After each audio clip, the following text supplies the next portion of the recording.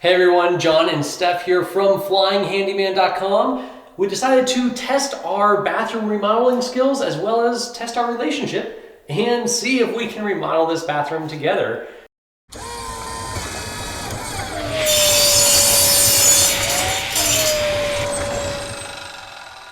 Now, your best friend when getting started here is a little bit of planning. There's the obvious things like we need to cut away all the silicone, try to peel the mirror off the wall, try to remove all that adhesive and everything, but try your best to plan. Protect things that you don't want to get dirty, so before you start any of this, put down plastic, go ahead and use some painter's tape to protect things that might need protecting.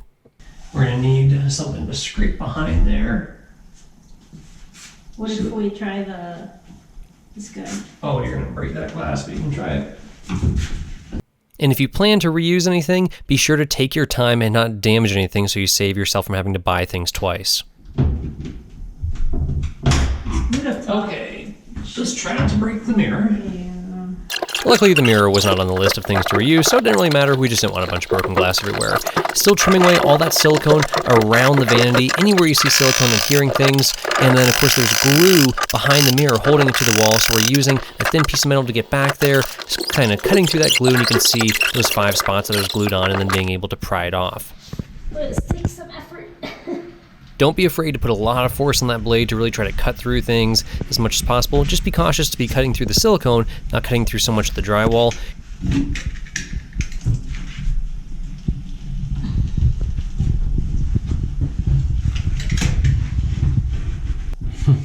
Getting a little excited there. That's totally gonna chip the vanity.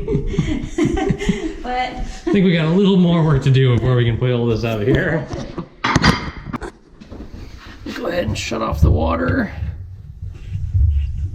Here we're removing all the plumbing, just loosening everything, and that is really stinky. Looks super yummy. Oh, we'll need a cap for that. Keep in mind, that P-trap was holding back all the sewer gas, and now there's nothing holding back that sewer gas. So, if you don't have a cap handy, a rag will do in a pinch. Yes, that was some of our slow draining issues.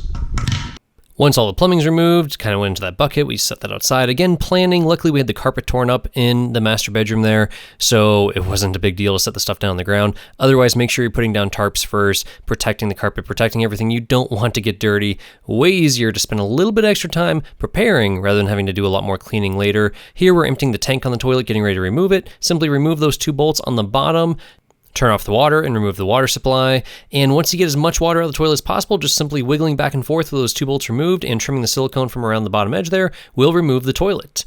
Now we just want to go ahead and plug up that hole there with a bag, or better yet, even a actual toilet sewer plug that you can get from Home Depot to seal the gases so that we're not going to be breathing sewer gases as we're working on the bathroom here. It would get pretty stinky. There is no P-trap on toilets once you're down past the toilet into that 4-inch sewer pipe. Once the toilet was gone, then life got a little bit easier, got us some more working room, and that's the big thing here, is try to create room for yourself, get rid of anything you don't need, get rid of the big stuff first. So we got rid of the toilet, and then we were able to just do a little bit more trimming of silicone from the vanity to get the actual vanity top off now that all the plumbing was removed and we had removed the actual fixture and the handles and everything for the sink. We were able to pry the top off the vanity there, trim the silicone from around the base of it, trim from behind the wall there, and once the vanity top was off, we were able to access just a few screws that were actually inside the vanity there, fastening it to the wall, and that made life pretty easy to just go ahead and simply lift and remove everything right out of there. If you're having a hard time removing anything, simply just light jiggling, like light jiggling on the mirror or jiggling on the vanity top, on the vanity bottom itself, on the cabinets, just light jiggling and kind of watching where things are loose and where things aren't loose to give yourself an idea of where there might be some screws or nails or glue holding things together. Everything's put together a little bit differently. Next up was removing all of the shower fixtures, so removing the shower head, removing that shower head arm, just simply grabbing hold of it with a pair of channel locks, twisting it lefty-loosey, of course, removing that, getting ready to remove everything from the shower itself, removing all the plumbing from the shower so that this fiberglass inlaid shower will come out in pieces. We're actually going to have to cut into it and take it out in chunks. So we're just kind of preparing, getting as much of the stuff that's fastening it down removed so it will come out nice and easy once we actually go start sawzawing everything into pieces. Nothing too crazy is required here, just simple flathead and Phillips screwdrivers. Drill just makes life easy if you're lazy like me. And then perhaps a set of Allen keys to go ahead and remove some of those things with set screws, like the actual handle on your shower knob. Go ahead and trim the silicone from around the shower, and then grab a Sawzall or some sort of reciprocating saw to go ahead and start chopping up fiberglass. We went about this in probably not the cleanest way. We actually started taking the drywall out above the shower there first. Probably could have left that in there and taken it off as bigger chunks all at once. Great way to remove drywall is just using a magnet to find the nails, then dig in there with a hammer, pull the nails out. We ended up just taking out the drywall in chunks, letting it all fall in the bathtub since we're going to be carrying out the tub anyways. And it was kind of fun, take out a little bit of frustration after shopping at Home Depot all day and just break the drywall into little bitty pieces, letting it all fall in the tub. When it does come time to go ahead and start doing this or sawzawing the actual fiberglass shower, be sure you're wearing something to protect your lungs, some sort of mask, and something for your eyes as well, because pieces will be flying.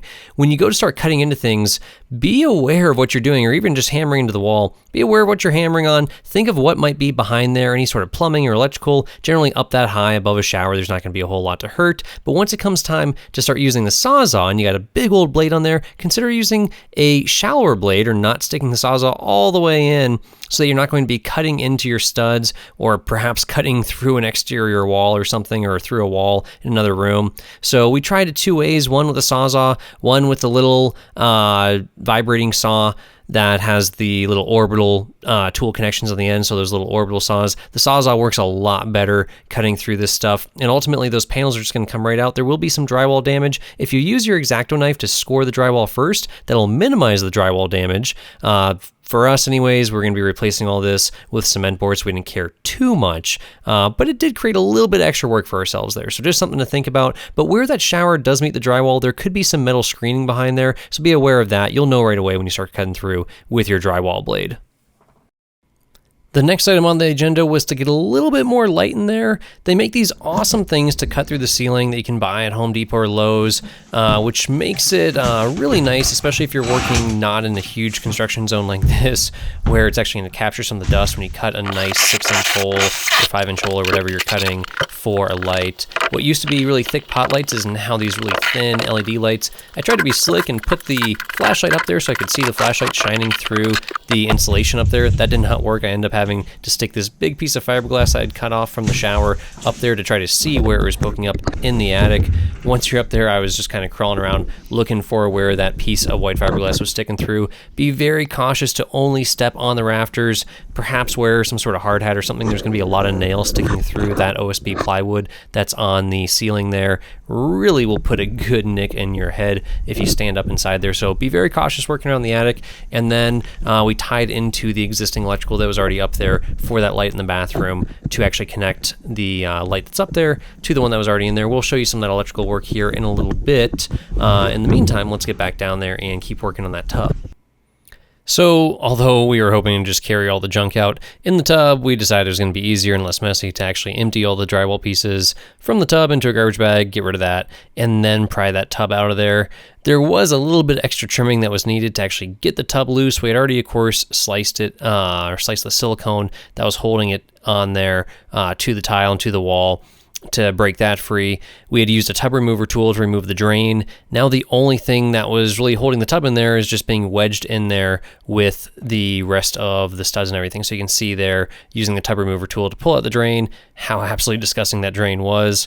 Trying to do a little bit of vacuuming, a little bit of cleaning as we go definitely helps keep the dust down and definitely helps just make the overall project a lot neater and cleaner in the whole house. So lots of kind of shaking, tugging, jerking on things. Did have to go get that Sawzall and trim a little bit more off there before we were able to finally get that tub out. And unfortunately kind of bumped you guys there and dropped you on the ground on our way out.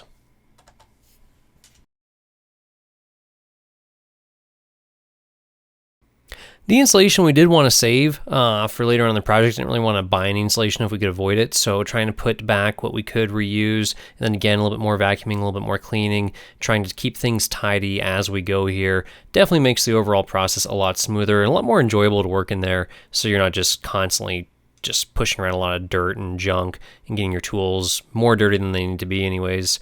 Once that was all kind of tidied up, then it was time to go ahead and start attacking the kind of vinyl stick-on floor that we had there. So a little 4-inch scraper works pretty good. If the tiles are breaking because it's cold, trying to heat up the room can help.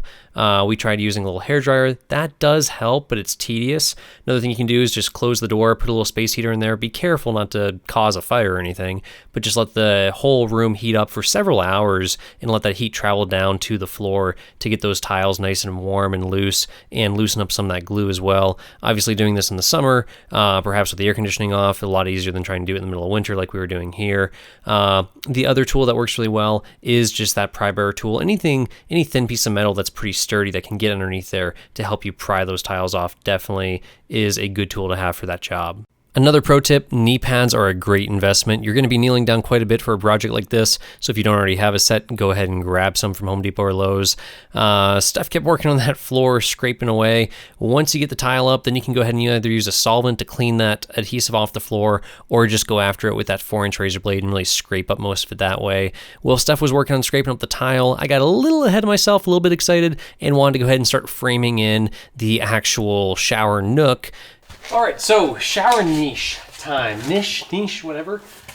How this is gonna work is we're gonna be running these awesome mosaics around in a nice line through our shower. Well, Steph continues tearing up vinyl flooring, thank you. How high do you want this, by the way? How, you're kind of... The niche? The niche. Niche. The niche. How high should the niche be? That's too high for me. Well, so this is going to be the bottom of it. So I need a answer. I'm going to put it right about there if you don't tell me otherwise. All right, done deal. Let's go on there. Does that work? Yeah, I put it a little lower, but... Okay, it's going to go right there. So we're just going to mark off kind of an arbitrary spot of where this guy's going to go. So we got a line.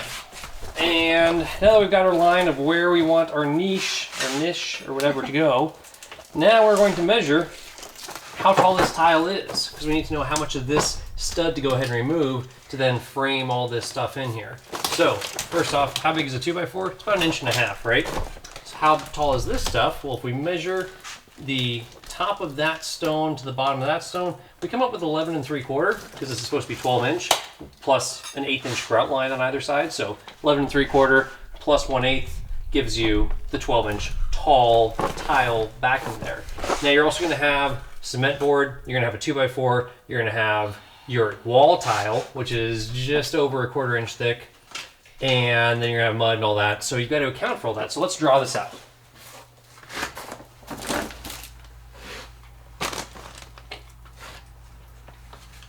So if this is going to be my bottom right here, I now need to add 1.5 inches for my 2x4. Then I'm going to have to add an additional, I'll call it a 1/2 inch for the cement board, and that's going to include the mud that goes with the tile, the wall tile, which is a 1/4 inch. So now I've got a 1/2 inch and plus a 1/4 inch in tile. So that's bringing me to another 3/4, so another 0.75 there. And then we're going to have that 1/8 inch that we're already accounting for there. So we got our 12 inches of mosaics with the grout line. And then we should probably add just a little bit of fudge factor there. So if I'm talking about starting out here, that's how high she wants the niche to be. I'm going to need to drop it down, because if that's going to be the bottom of the niche and the top is going to be 12 inches up, then I'm going to have to drop down where my cut is actually going to be. So there's my 12-inch line there. So that's my 12 inches of niche or mosaics. But what I need to do is actually come down here and do a little bit of math. So I need to subtract from 12, or really in this case add it, 1.5 inches for the 2x4, and then I need to add the 0.75 for the cement board and the wall tile.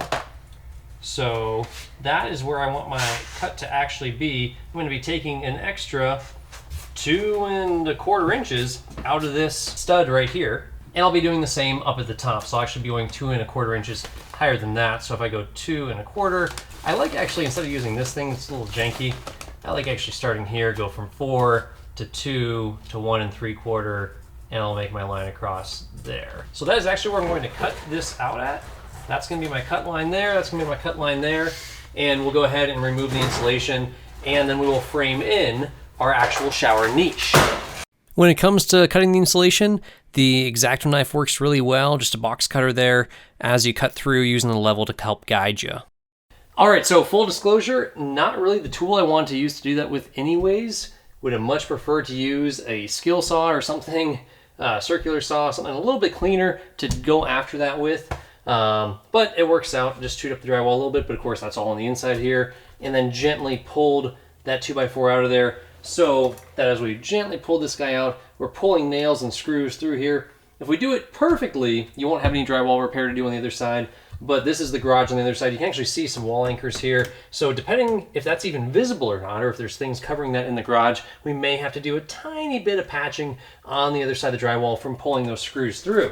So this should have come out to 16.5 total, all right? That's what we're looking for to have here in this total gap, because we're gonna close it off with two 1.5 inch 2x4s, and then we're going to have the tile, the mosaics, which were 12 inches with the 1/8 inch grout line, and then we're going to have the 1/2 inch cement board times 2, just like this is times 2, and we're going to have the 1/4 inch times 2 actual wall tile coming in underneath here before we get to those mosaics. So what does that leave us with here? Did we do this right? We've got 16 5/8, which is perfect, and back here we should have about 16.5, which we do, so that's perfect. So 16.5, 16 5/8, a little bit lower here, so we can actually put our wood in. We're gonna have to cut some wood here and actually bolt it in here. We'll screw it in with drywall screws into the wood. We're gonna have that little bit of tilt there so water will run off. So we're gonna pre-build in that slope. Even if you don't put a slope in right now, you can always put the slope in with thin set, but I would much prefer to do it now, so then that the actual cement board will have the slope, then you don't have to use extra thin set, and then the tile is going to have that slope when it's all said and done. Obviously it's not going to be like that. It's going to be very minute, but just enough so water is going to run out of there. It's not going to pool back there. If water pools back there, it will eventually find a way through your waterproof barrier, most likely. Even if it doesn't do that, it's going to smell and stink and get nasty and slimy and gross back there. You want things to dry out in the shower. So time to go cut up some 2x4s so we can frame this in. It's going to be all the way across, top and bottom framed in, and then we'll be ready to start throwing up some cement board. So yeah, very sad, I know, but we've got to take a little break from the shower niche because it is getting late, and running a chop saw at 10 o'clock at night is probably not going to be appreciated by the neighbors. So instead, we've got some regular old 14-2 wire here. 14-2 simply means 14 gauge, so not the heaviest duty wire, but certainly not light duty, more than enough to run some LED lights like we're going to be installing here. And 14/2 means basically you have a hot and then a common or a neutral wire and a ground. A ground's always included, so the ground's not counted, but basically you have 2 wires, you don't have 3. So 2 insulated wires and then that bare ground going in the middle there. So looking at that light switch inside there, we're going to find where it comes up into the attic and find that neutral wire, find the hot wire, and tap into that. We're going to cut into that, wire into that, and if this was all going to be done perfectly, we'd actually wire that into a box and then wire everything together inside that box, come out of that box. And once we come out of that box, you would then have wire coming in through here, which will get plugged really simply, one wire into there, and then we're going to daisy chain this. So we're going to have another length of wire coming in through this other side. We're going to have the hot and neutral wires connected to this, and of course the ground again, tied into that, and then it's going to come out and go into this other box. These little holes here are really simple to make. You just punch them out and that little disc falls out there. So then it's going to come into this last box and end plugging into these guys here, and then eventually this box will get screwed to the wood up in the attic, and then this little guy will hang out through those 6-inch holes we drilled in the ceiling drywall, and then we're going to connect these two together. We're going to select our color temperature that we want and then throw these up into those holes and they'll just snap right in place. So pretty easy once we get all the wiring done. I know that probably sounds like a mouthful there and you're not quite sure what's going on, but hopefully it'll make a little bit more sense for you once we get up into the attic. Our switch, we've got hot coming in, hot going out to the light. that's working our light in our bathroom here. And then we can see we have some neutral wires there, or common wires, however you prefer to refer to them. And those are all going up inside the wall there. I'm hoping they continue up in this wall and do something in the attic there, maybe coming over and back down to this light fixture here is the hope, so that we can tie into them there without having to run our own wires up through this box, through this wall, up into the ceiling there. Turn it on. Okay, off. All right, that's what we want to tie into, and that doesn't have a whole lot of slack there, but that's coming up from our wall over in the corner. This is going down to our light fixture. If we tie in right here, that should work for us.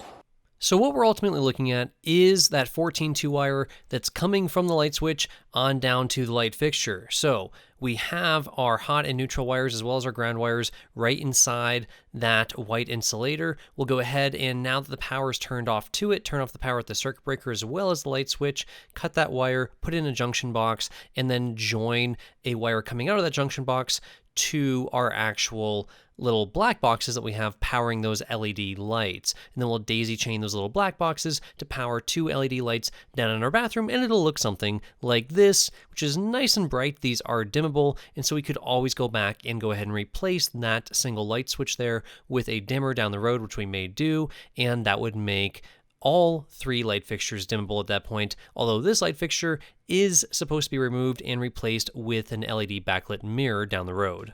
While I was up there pulling some wires in the attic, Steph was down there still scraping some stuff off the walls and getting everything prepared so that we could actually cut those holes in the ceiling and then go ahead and pull the wire for those LED lights. Now, ultimately, we used that kind of janky piece of fiberglass to help fish wire on the light that's going in over the shower. And then we used actual fish tape that you can get from Home Depot or Lowe's, an actual fishing line, so to speak, to go up there and pull the wire for the light that's going in just over the doorway there. That makes life a lot easier using the right tools. So as you can see, turning the power on and off to make sure that when I'm connecting the wires, I'm not cutting into anything hot or touching anything that could be hot, and then pulling those wires back through the ceiling once everything was joined up in the attic. So this is kind of rewinding in time a little bit before I had everything joined up in the attic. We pulled the wire down through, and we were able to then plug in that wire directly into the LED light fixture itself, into the actual LED light bulb, fold up those little springs on it, and then push it into place into the ceiling, and it just snaps right in place there. So you also get to pick the color setting, how orange or blue, really, what color temperature you want for these lights, which is pretty cool. All that gets shoved back up in the ceiling, and then we secured those black boxes to the studs up in the rafters. So the next piece of awesome news that we came across was, well, if we want to put the drain where we really want to put the drain and not raise the shower up way super high, we're going to need to move the drain, and we're going to need to cut up the slab to do so. Cutting up a concrete slab, well, it requires a special type of saw blade to go through concrete, so keep that in mind. And keep in mind how much dirt it really creates. So in combination with trying to wet things with a sponge, a spray bottle, dumping some water in there, and keeping the vacuum cleaner running very close by, we did our very best to keep the dust down. And then using a small little air-powered jackhammer thing, air hammer from Harbor Freight, well, it didn't really do the best job. Actually, what did the best job was just whacking the crap out of the slab after we had cut through it with the saw, just whacking it with the hammer really hard and that pry bar, trying to break it up. Pro tip, just take several cuts at it, right? So maybe cutting a 1/4 inch to a 1/2 inch deep in the concrete at a time, and then just make several passes over and over and over again, slowly working your way down. That will go a lot easier, a lot smoother, and use a saw you don't really care too much about. It's time to take a little break from cutting up the concrete, and so we went ahead, hauled out the dirt from that hole that we had dug out with our hands to make room for the drain pipe, and then did something we should have done a long time ago, which was remove that door. Do everything you possibly can to make it an easy work environment for yourself. Don't be lazy, and just to protect the door, as well as create more space, we got rid of the thing, and then, of course, time to go ahead and tidy up a little bit more here. Always important to keep trying to tidy up as much as you can throughout the project, keeping the dust down, keeping the dirt from piling up, and also scraping off some of that extra glue that was still stuck to the floor from those old tiles. That was kind of gross. And then it was time to jump back into the drain work. Okay, so update with where we are at. We have decided that this drywall is probably all going to come out of there just so we have a much flatter surface to try to mount the tile to. You can see, looking behind here, how there's that gap right there, and that gap kind of tapers to be a little flatter up there, and so this just isn't level. We want to have a nice level surface to mount our tile to. So we come over here and we're looking at the hole we cut into our concrete there. We now have room to relocate the P-trap directly underneath the shower drain, make it a lot easier to actually clean out that drain if need be, having that P-trap right there, driving a drain snake down through there if it does get clogged up with hair, if that P-trap gets clogged up, rather than having the P-trap located over there. So that is what we're going to work on next here, is cutting into that PVC and then joining the PVC to ABS black pipe, which according to the Home Depot gentleman is up to code for this area. They did not want us to use the PVC in our shower. They want us to switch it over to ABS black pipe, and we'll route the pipe on over right through here, drop it down into a P-trap, and then come up to our 3-piece drain. And once we get that all established, we can think about starting to put some more wood in here, building up the edge there with 2x4s, as well as laying down the 2x4s to build our little shower bench and build our curb right along here. So first, I'd like to go ahead and cut back some of this plastic just to make a little bit more room for us here. So we're gonna trim that guy off from around our sewer pipe there, our drain pipe. We want to make our cut right here. We want this nice wide piece here to join in with our little rubber compression fitting that will join the ABS to the PVC. So we're gonna make our cut right here. Could technically, if you're really patient and use a little bit of heat, use this blade, but instead we're going to go ahead and use the Sawzall just to make life a little bit easier for us.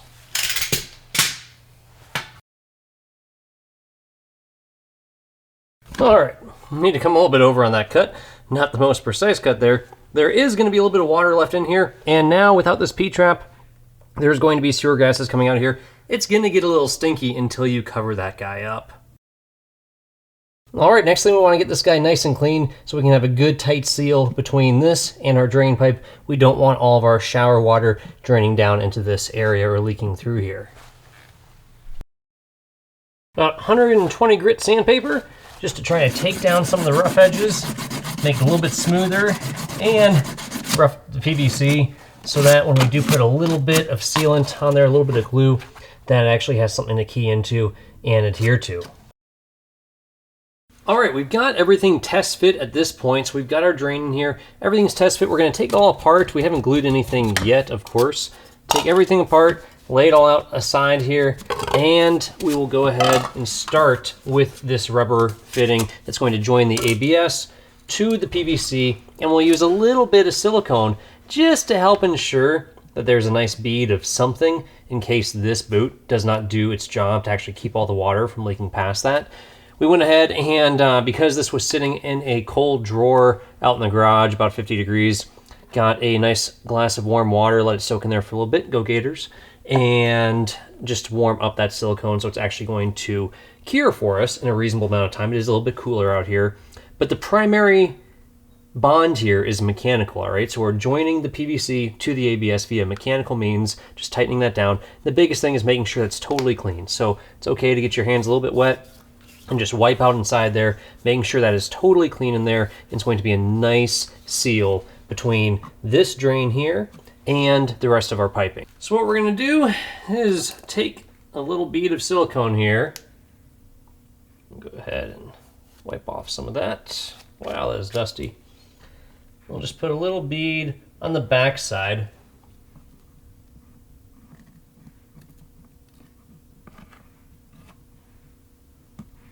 All the way around.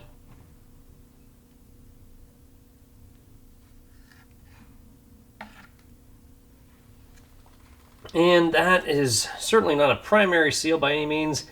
It just makes me feel a little bit better once we cover all this stuff up with a bunch of concrete and tile. It becomes a lot more difficult to access. Really, primary bond is right inside here. So again, making sure this is totally clean and clear. Wipe it out with something relatively clean so we have a nice rubber on plastic mating surface. And slip that guy right on there.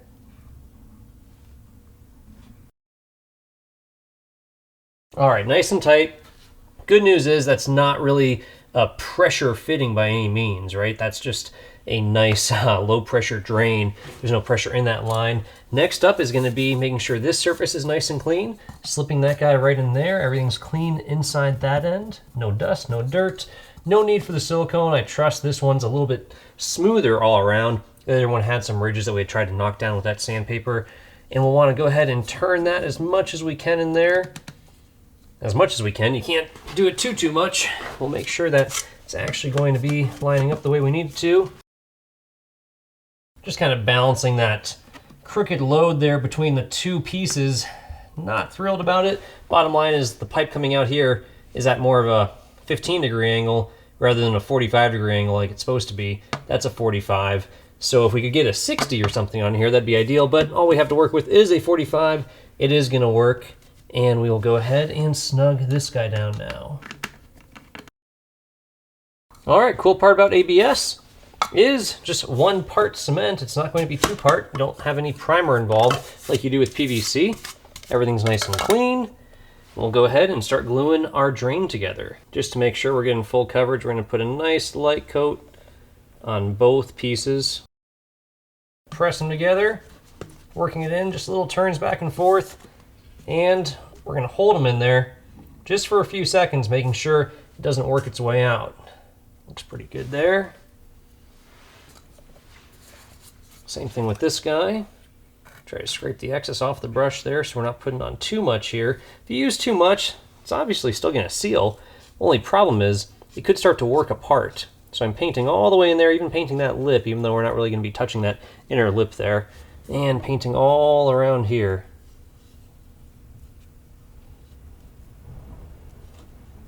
It's okay to paint too much of the pipe. Wasting a little bit of glue or getting a little dirt stuck to the pipe, not that big a deal.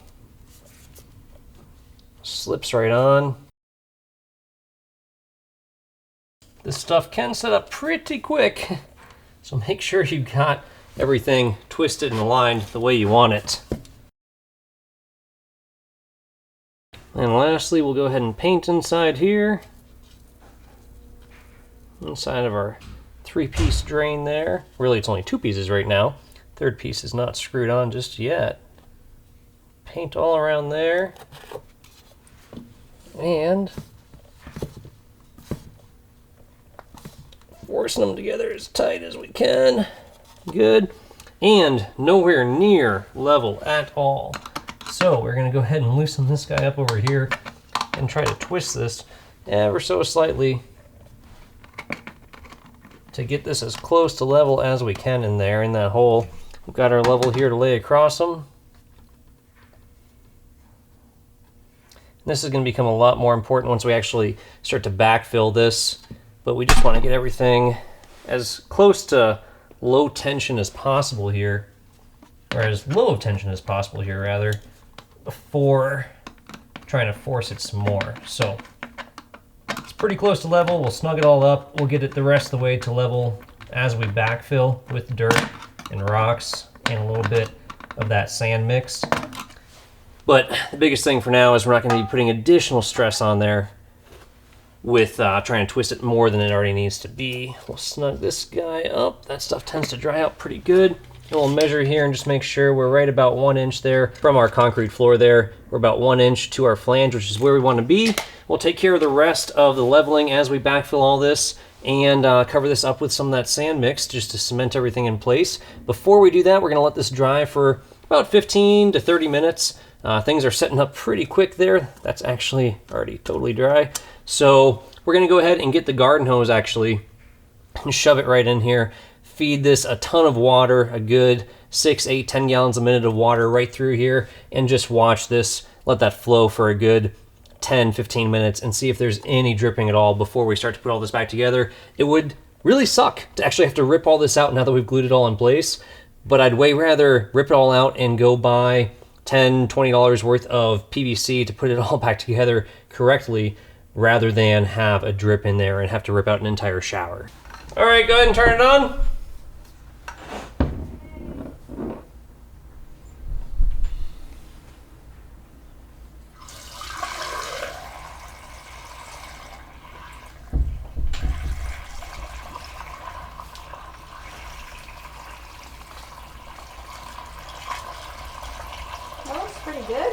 right, that was successful.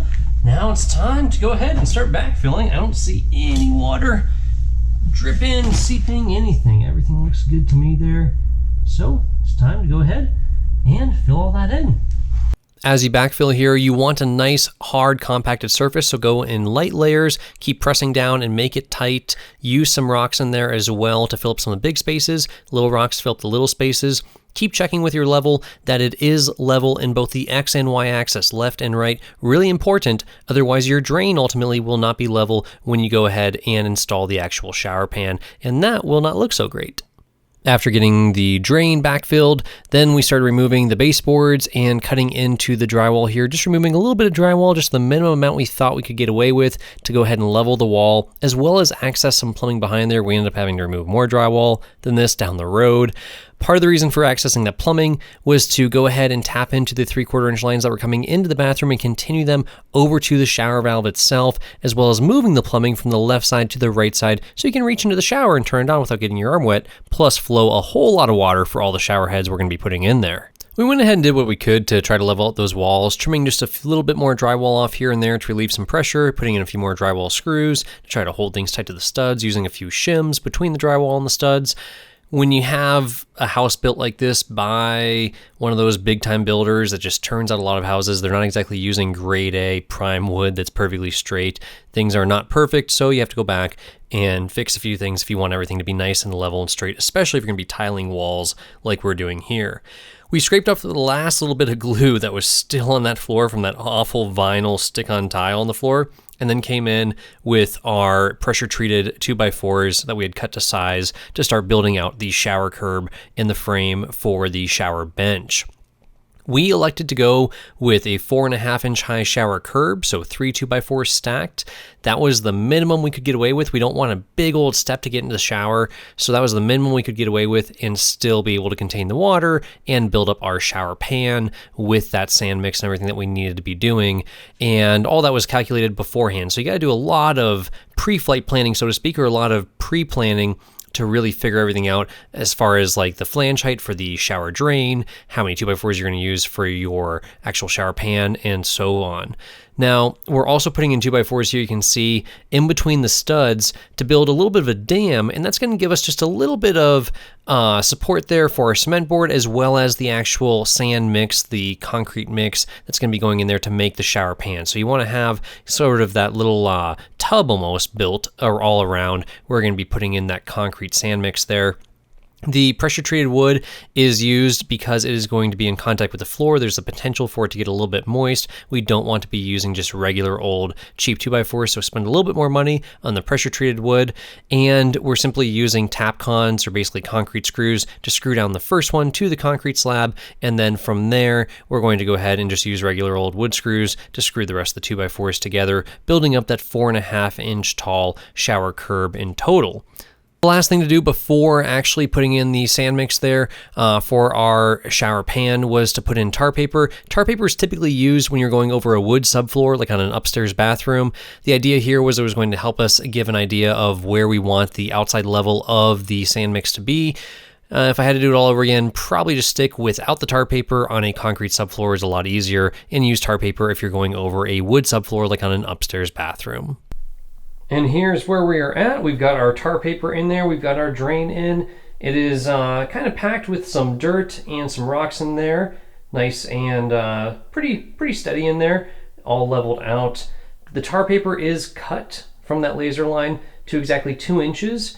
The drain is about 1 inch high, so we're going to have 1 inch gain going all the way around the edges. That's going to give us about 1/3 of an inch per foot, so a little bit more than the 1/4 inch per foot, just because, hey, let's be honest here, the more of a slope you have, the better, especially if you mess it up and you have some wavy areas in there.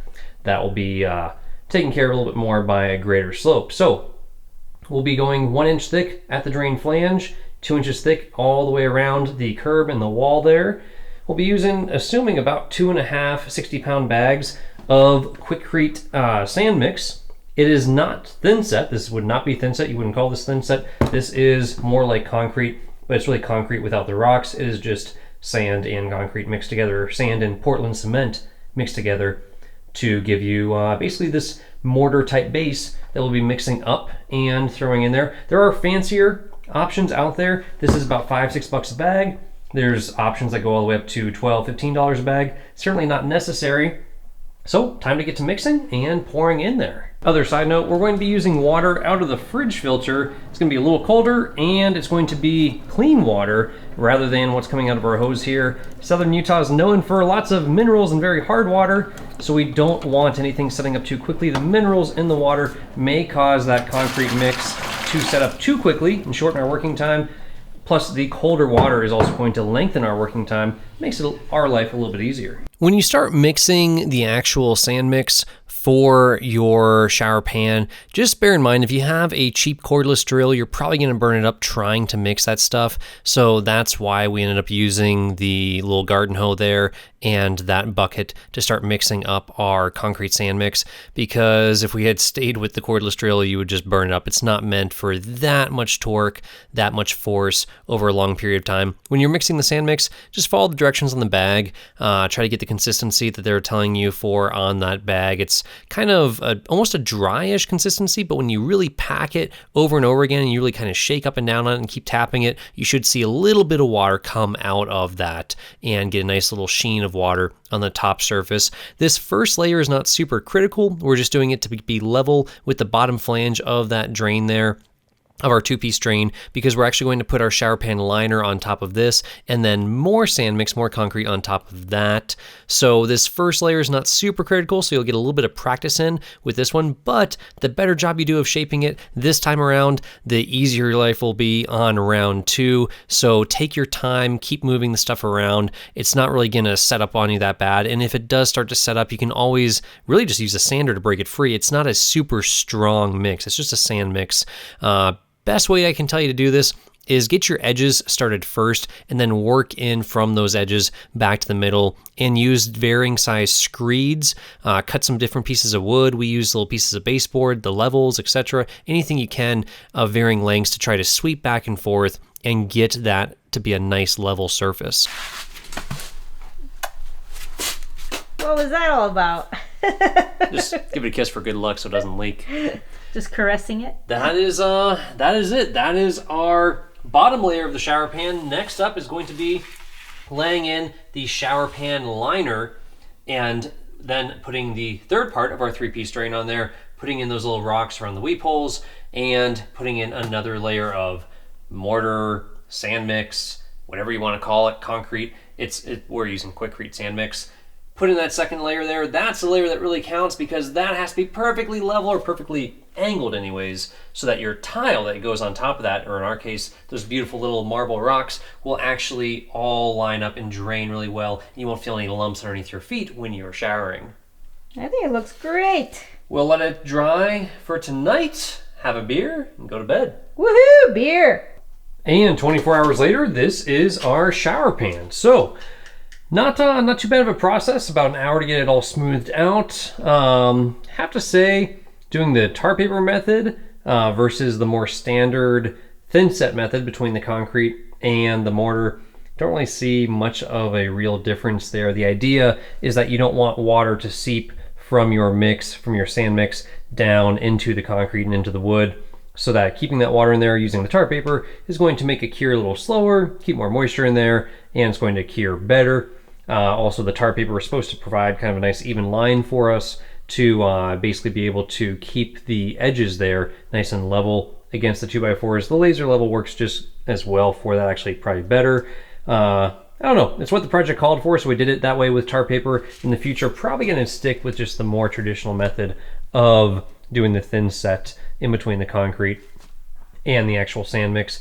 Either way it works, and this will be ready here tomorrow. We'll go ahead and lay in that bead of silicone around there, throw in our pan liner, and then put in the top layer of mortar on top of this. For now, what we're going to jump into is plumbing, running some lines here. We've ordered kind of a crazy plumbing fixture, so we want to be able to accommodate that. 1/2 inch is not going to do it. We're going to have to do 3/4 inch.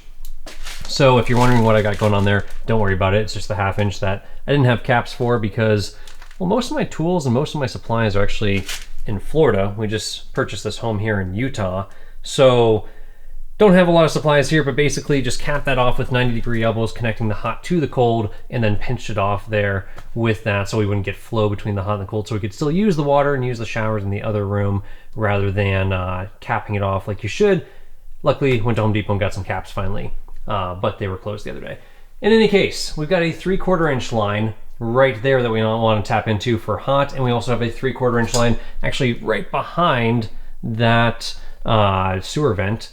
That's going to be really difficult to get to, so we're probably going to tap into the 3/4 inch line there, and then we're going to figure out, got to do a little few test drilling holes if we're going to run the 3/4 inch lines, 3/4 inch PEX up through the ceiling, and then back over down to this other side here, coming out up there and down to put the controls on that side, because that way you could just reach in and put your controls there so you don't have to get wet when you turn the shower on and let it heat up, which would be really nice. Other option is we're just going to keep everything over on this wall. Either way, we absolutely positively need 3/4 inch to accommodate the flow that we want. The 1/2 inch, we tested it, gives us about 6 gallons a minute or so, maybe 7.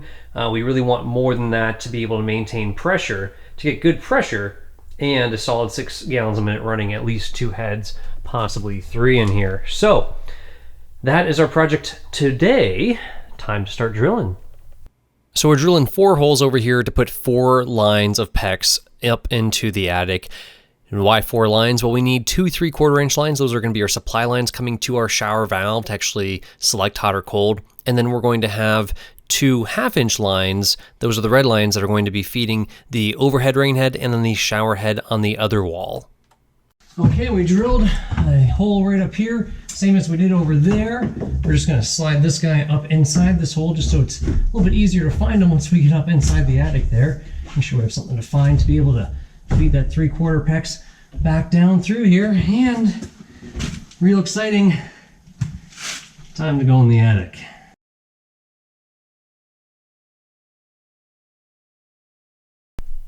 Okay, success. 4 holes drilled.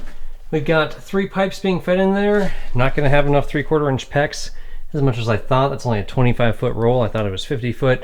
We're going to need more than 12.5 feet anyways to go over here twice to this side. So we might get one of those teed in tonight, but other than that, we're going to need another 25-foot roll from your big box store. Home Depot will work. In the meantime, time to cap these off properly. Didn't have the parts before, so let's take a look at how this actually works to cap these guys off here. So we got rid of all that mess, and what we want to do here is simply just cut into this, and we're going to insert caps, or plugs rather, so 1/2 inch plugs that we're going to put in there, and then crimp them on with our crimping tool and our rings that we got from Home Depot. Very simple. So let's go ahead and cut through this guy carefully.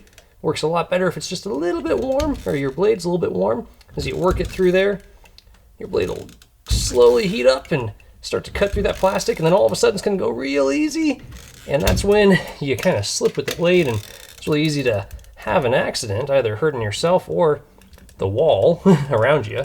So we'll go nice and easy now, keeping our hand out of the way there. A little bit of water is totally okay. We got the water shut off to the house. If we didn't have the water shut off to the house, that would be a lot of water right now. All right, there we are. Now, before we put the caps in, or the plugs rather, we need to go ahead and get our rings slid on. So we've got our 1/2 inch crimp rings. We're going to slide on to the PEX tubing. There we are. Insert our plugs. The correct direction helps. Slide the ring in place. Same thing over here. Put in that plug. Slide the ring in place. Grab your crimping tool. And how this works, we're just going to put the ring right in there, squeeze down, and it's just going to tighten around it and squeeze that steel until it makes a nice tight seal. Of course, it's very easy for those to slide out of place, so we'll go ahead and make sure before we go all the way tight that we've got everything lined up the way we want it, because you really only get the one shot at this. You can always trim it back. There we go. And there we are. Not the best job, but it will work. We could always trim it back if we didn't like that, if it got a little messed up, but of course the ring and the plug would be tossed at that point. You're not going to be able to salvage them. And same thing there, get it in place. I want to try to do a decent job here since this is going to be more than just a temporary fix. All right, there we go. And we've capped off our 1/2-inch lines that we're feeding our shower tub valve. So now that is totally capped off, this piece can get ripped out of here. We won't need him anymore. And now we can go ahead and start cutting in to our 3/4 inch lines over here. And same exact thing, we're just gonna use these PEX fittings. It'll be little T fittings at 90 degrees. We're gonna be crimping on and then putting a cap in after that. All right, we've got this guy coming down the wall now from the attic. So we've connected from this side of the room to the other side of the room through the ceiling. Time to open this up a little bit more just to give ourselves some room to work with. And we want to be able to plan to actually repair this easily when we're all said and done. So we'll cut this on an angle. A little more room to work with. We have 3/4 inch cold right here. That's what that guy is. You can feel him on either side. We're gonna cut that line, put in a T with clamps, come off of there, and then a 90-degree barb, go through this 2x6 here, coming out with another 90-degree and go up into the attic with our cold. We're doing cold on this first time. Initially I was gonna want to do hot because I brought this guy down right next to the hot, but it's making such a tight curve, a tight bend over on that other wall. A little bit worried about putting really hot water through it and softening up that pipe at all, and it possibly collapsing on itself one day or starting to bend and restrict the flow. If anything, I don't need much cold flow. I need a lot of hot flow. So more worried about having good flow to my hot pipe. I've got that other hole up there that's a little bit further away from the wall, so it's not gonna be such a tight bend. I did a better angle on that one up there. So we're going to be using that other hole for our hot tonight. We're just gonna hook up the cold because, well, all we have is 25 feet of 3/4. I know that's like a lot of pipe hanging there, but to explain it, that's 3/4 inch PEX. We got the 3/4 inch PEX coming out of the other side of the ceiling there as well. That's 25 feet worth just to go from there on up, over, and back down to where our shower controls are gonna be. So yeah, 25 feet goes by pretty quick. We'll need another 25-foot roll of 3/4. Okay, things are about to get stinky. We've got to cut this sewer gas pipe to allow a little bit more space to get the crimpers in here on our hot line later on. We're gonna be able to reconnect them with this guy as long as we don't make the cut too low. In the meantime, we're gonna do ourselves a favor here and open up this drywall just a little bit more for a little bit more working room here. Doesn't smell great, but it's gonna buy us just enough room to kind of slip him out of the way temporarily there and allow us to get a little more access back here. If you guys can see that on the camera, our 3/4 inch hot line that we want to access. This guy is just gonna slip right over like that once we get some of that other junk cleaned up off of there. A little piece of sandpaper can help dress that up, or, well, just your hands too. For a little bit of lubricant, we'll use some soapy water to help us slide that guy on later on. In the meantime, let's deal with what we really got to deal with here, which is getting our water supply cut and then reconnected and capped off so that Steph can go take a shower tonight. We're gonna be making that cut right over here, putting in that T-fitting, crimping that guy in, and then we'll go ahead and connect with a 90-degree elbow and a 90-degree elbow to our cold water line that's gonna be coming up over to the other side of the shower room. All right, so we're coming down, we're looking at our 3/4 inch PEX. We wanna see where we wanna get it lined up there. So it looks like I wanna make my cut right about here to get it lined up with that guy in there. So go ahead and just make a mark here with our X-Acto knife.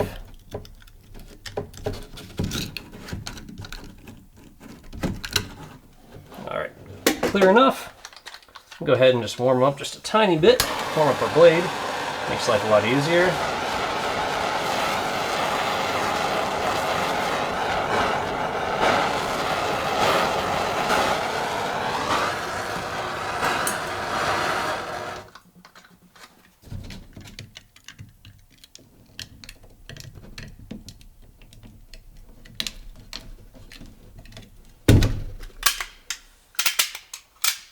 Just the tiniest bit of warming, nothing that's going to cause the pipe to deform, and make sure it's nice and cool before we go to crimp it, just so that we're not going to be causing any leaks or anything there. Now when we go to crimp this, we of course need our ring. So we'll go ahead and slide our ring over there.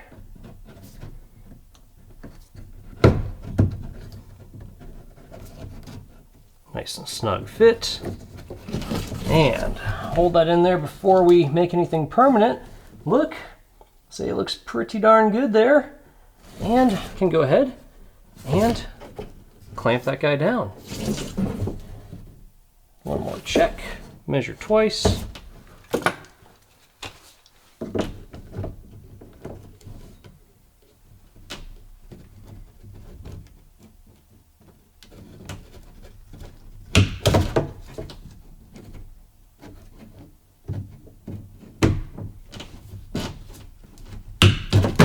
There we are. Nice, good, clean crimp there. Next step is going to be cutting ourselves a 3/4 inch piece that's going to join from here through that 2x6 that's right there that we still have to drill through on over to here where we put our T-fitting in, and then there's going to be a 90. So I'm going to come back and say roughly around here is where I'm going for. We're not going to make that cut just yet. I'm going to mark it off just so I have it handy, but we're not going to make that cut just yet on there.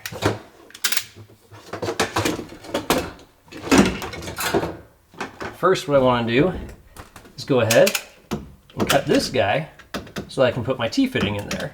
So that's going to be our next step. Now, before you start making this cut, you really want to be sure you got the right parts, or at least a 3/4 inch plug to go in here in case you do mess this up. Otherwise, you're not going to be turning the water back on to the house anytime soon until you get one of those 3/4 inch plugs or connect all this the way you intend to.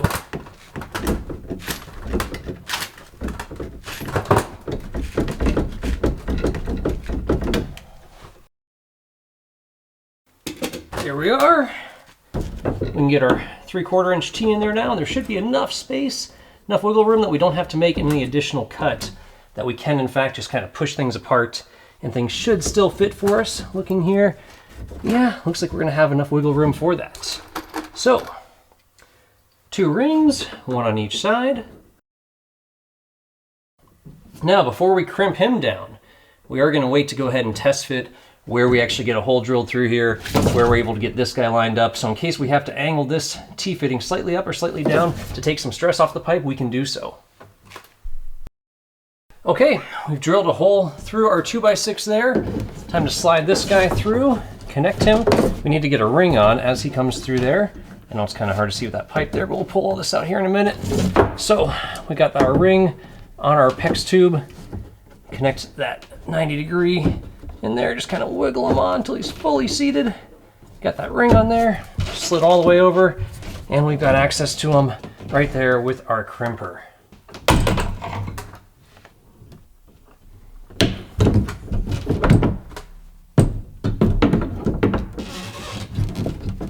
And twice just for good luck.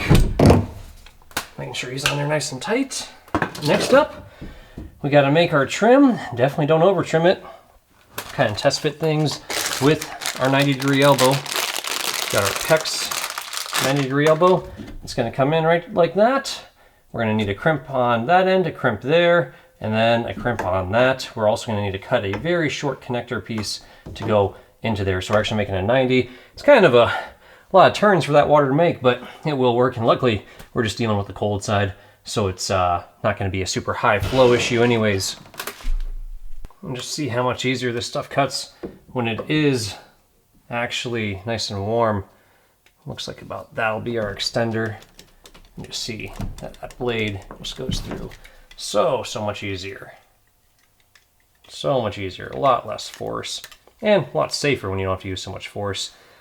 Well, that's not the best cut there, but we'll go ahead and just clean them up just a little bit, make them a little more square, make sure we got the right amount of material on there under our crimp. And not too worried about messing up this drywall here, since it is going to get covered all by tile.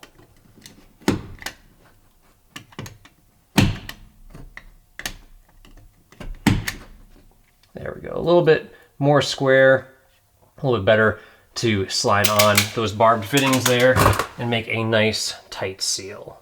And slide this guy on there. All right, and we got, oh, looks like it's just gonna work out. All connects together there with a little bit of encouragement and kind words. There we are. We are all on. We've got 2, 4, 5 that are loose that we need to crimp. So we're gonna count them all. We've got 5. We're not gonna forget any, otherwise that'd be really bad.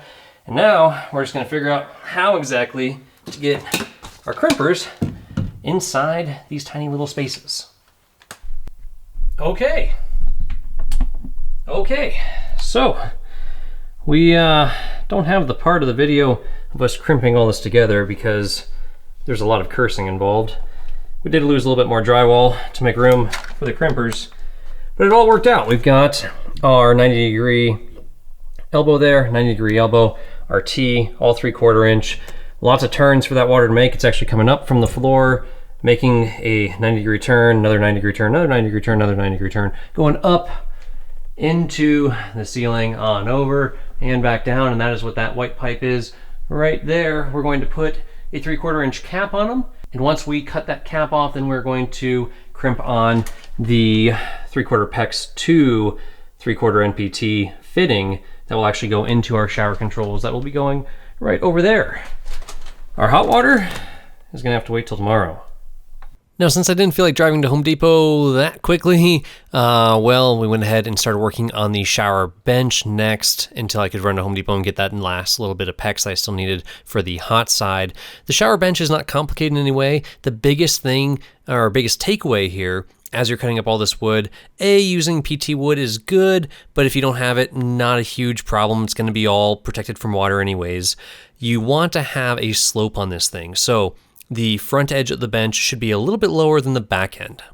Now, the reason why you need that slant on there is same thing as the shower niche. You need to have the water draining off of that shower bench. So you want the side that's touching the wall to be ever so slightly higher than the side that's closer out towards the middle of the shower, so that any water that is on there, especially with this pebble floor we're going to be using, it's going to have its own tendency to trap water. We want to have a nice gradient, at least 1/4 inch per foot. We're probably going to go a little bit more aggressive here, something like 3/8 to almost 1/2 inch per foot, just to make sure that bench is drying out and all the water is going to be running down to the shower floor and into that drain, so we're not going to get any sort of slimy nastiness or any mold growing on that actual shower bench seat. A really important and still obvious thing, but still really important enough to mention it, is take your time and make sure things are level and square as you're doing this. All of the prep work and leveling the studs, leveling this bench, getting all the wood square and straight will make everything else, like the cement board and then tiling and all that, go so much easier. You do not want to be compensating for things or laziness or trying to do something quick here and then try to compensate by adding more thin set or caulking or silicone or whatever down the road. It'll look like crap. So put the time and effort in now. It is a long, tedious process to get all this stuff done, even so much as cutting the 2x4s at a slight angle to account for the back end of them being slightly higher than the front end of them. So putting that nice little gradient on there. After we finished up with that shower bench framing, it was time to go ahead and put the pan liner in, so then we could go ahead and put in the next layer of the sand mix, that concrete, to finish out the shower pan. When you're doing the shower pan liner, take your time, be gentle with it. This is a very important waterproof barrier. If it's cold at all, like it is, it's wintertime right now, we used a hairdryer, just kind of let things soften up a little bit. It'd be ideal to do this during the daytime. Just leave it in your driveway in the sun for a little bit to kind of warm up and get a little more flexible, so you're not forcing things or bending things or possibly going to crack the liner as you're putting it in. And then you are going to staple it. You're going to put some punctures through the liner, but you're going to make sure you're doing that up high, preferably about 12 inches or more up the studs, or just as high as possible. Never put any staples or anything like that into the actual shower curb there.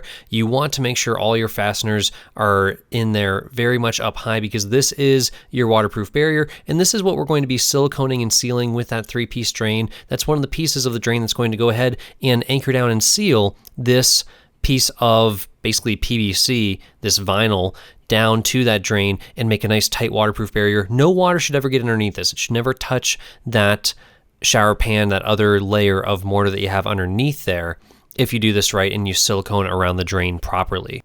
What you see us doing here is actually warming it up a little bit more with the torch, very, very carefully, really being able to find where those holes are that we want to go and cut through. We're cutting very teeny tiny holes to get our bolts back through this liner to make sure that we have a nice tight seal with that top part of the drain, and then putting the X in the middle there to insert that actual drain. And we're being very careful not to slide the liner around this part because we do have that silicone sealant underneath there, and we want to be careful with that. We can see we got the top piece of the drain on there now, and we're going to go ahead, lock it in place, tighten down those bolts, and really be careful to not slide things around here too much. And then we'll cut off the excess little bits of the actual liner that are inside the drain there, but making sure we're not sliding things around so that silicone sealant that's underneath the shower pan liner is good and adhering. It's 100% pure silicone that will act as a good adhesive and a good sealant to prevent any water from getting down in there. Preferably, water won't even get down to this layer. We're going to have a waterproof barrier on top of this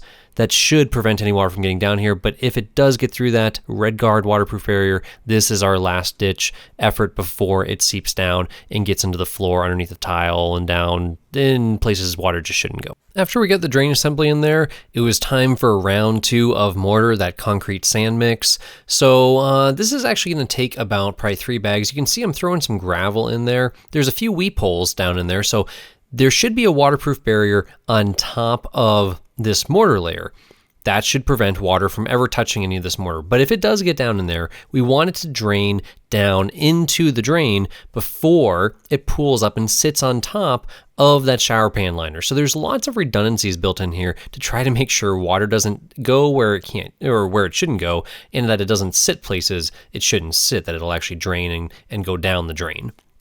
Now, same deal here, easier to kind of perfect your edges and then work back inward, pushing that mortar sand mix around. This top layer here got a little bit on the wet side. It's kind of hard once you add too much water to get water out of there if you don't have more sand mix to just mix in with it, but still very workable. Using all these different screeds, you can see here, different straight edges to try to get that nice 1/4 inch per foot slope. Probably a little bit more aggressive here, and it's going to be a lot more aggressive on the side closest to us where we're sitting right now compared to the far side. That far side gets the 1/4 inch per foot slope. Everywhere else it's going to be more aggressive because we have equal height. Otherwise it would look like crap with our tile at the edges of the wall because the shower floor wouldn't quite be level to the bottom of the tile. So that's why we do it that way. Laser level is a huge help here.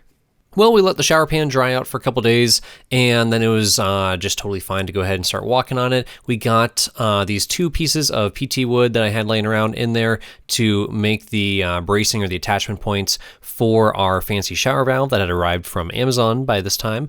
2 3/4 inch inlets and 3 1/2 inch outlets. So you can see I'm pulling the red 1/2 inch PEX to get it aligned with the shower valves there, using those 90-degree elbows.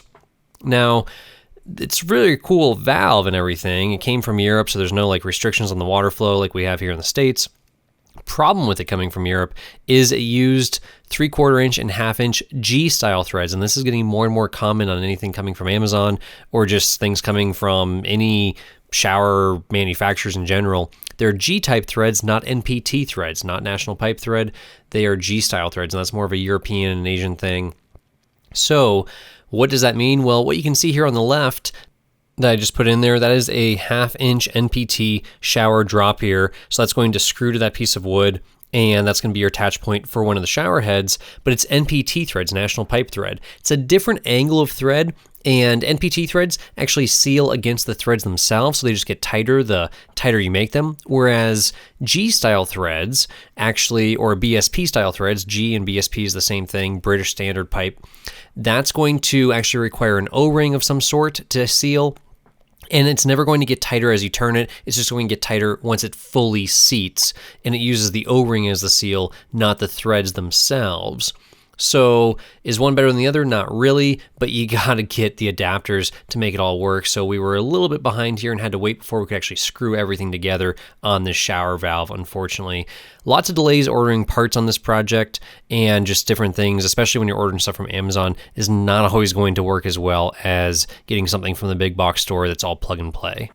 While we waited for the adapters to come in for the plumbing, we started putting in the rest of the drop ears, the rest of the plumbing for these shower heads there. So you can see using the laser level to make sure that the drop ears are aligned, using the torch there just to bend that PEX tubing a little bit to make sure it makes a nice contour and doesn't put any stress on that drop ear as we mounted it over on the left side there to match what we had put over on the right side over by the shower valve. And then framing in that shower niche there, making sure we have that little bit of slant on the bottom 2x4. The top one can be perfectly right angles and square and everything, but trying to make sure that the bottom one has that little bit of angle so that water will drain off of it once we put the thin set and tile and cement board and all that good stuff in there. And then just verifying that it still is all the right height and the right spacing with those little mosaic tiles that we're going to be putting in sort of for a backsplash there. Next, after that was all framed in, we were ready to start putting in cement board. Holding up the first sheet here and then just using a Sharpie on the back side to kind of draw and make sure that we're going to be making the proper cuts. So it'll hold the cement board up there while you're tracing things out. Okay to put a couple screws through it. Any holes you put in the cement board, not a big deal. You're going to be covering that up with thin set and then a waterproof barrier like Red Guard and then thin set and then tile. So not a big deal to put extra screw holes in there if you need to kind of temporarily hold the board in place. Always easier to take more off than to add cement board back to it, so make sure you're not cutting too much off there. You can always trim it up with a sawzall or a jigsaw or some sort of blade there once it's mounted to the wall. And this is a really important part to make sure the cement board is actually level to the wall. So use shims if you need to, if your studs are really warped or not level. This is where you want to get your wall nice and flat so that everything else going on is going on a nice flat surface. You don't want to be compensating with thin set down the road. Now, the reason we had started putting cement board up was trying to be efficient while we were waiting for those other adapters to come in from Amazon. We cannot continue putting up cement board because we have to actually get all the plumbing done before we can cover up the walls with cement board. So luckily our adapters had arrived. So now we've got our adapters to go from the G fittings on the actual shower valve themselves to NPT fittings, and we'll go ahead and walk you guys through here how we're connecting all this stuff and making a nice tight or watertight seal, nice tight seal that's not going to leak down the road. All right, so NPT fittings, G fittings, so NPT ½ inch, this is G ½ inch or BSP ½ inch, which means it's just a little bit loose. The threads aren't exactly as they're designed to be to really make a nice tight seal there. So we have a G to NPT adapter. Basically, NPT threads are slightly flared in, and the threads are going to be our primary sealing factor, whereas with G-type threads, they are much more parallel. So you wouldn't have a bolt that's going to be kind of tapered in at all. Like, in fact, this guy is actually tapered in slightly on these male threads here. It's tapered in. These threads are parallel, and the primary seal is going to be this gasket right here. And then, of course, we're going to use pipe dope to make an even better seal. So what we'll do is we'll wiggle on nice and gentle these little O-ring seals here. And you can call these bonded O-ring seals or a bonded seal because the O-ring or the rubber material is actually physically bonded to the steel. So that is actually going to make a nice tight seal between that face there and the face of our adapter to keep the water from coming out of there, which obviously is the goal.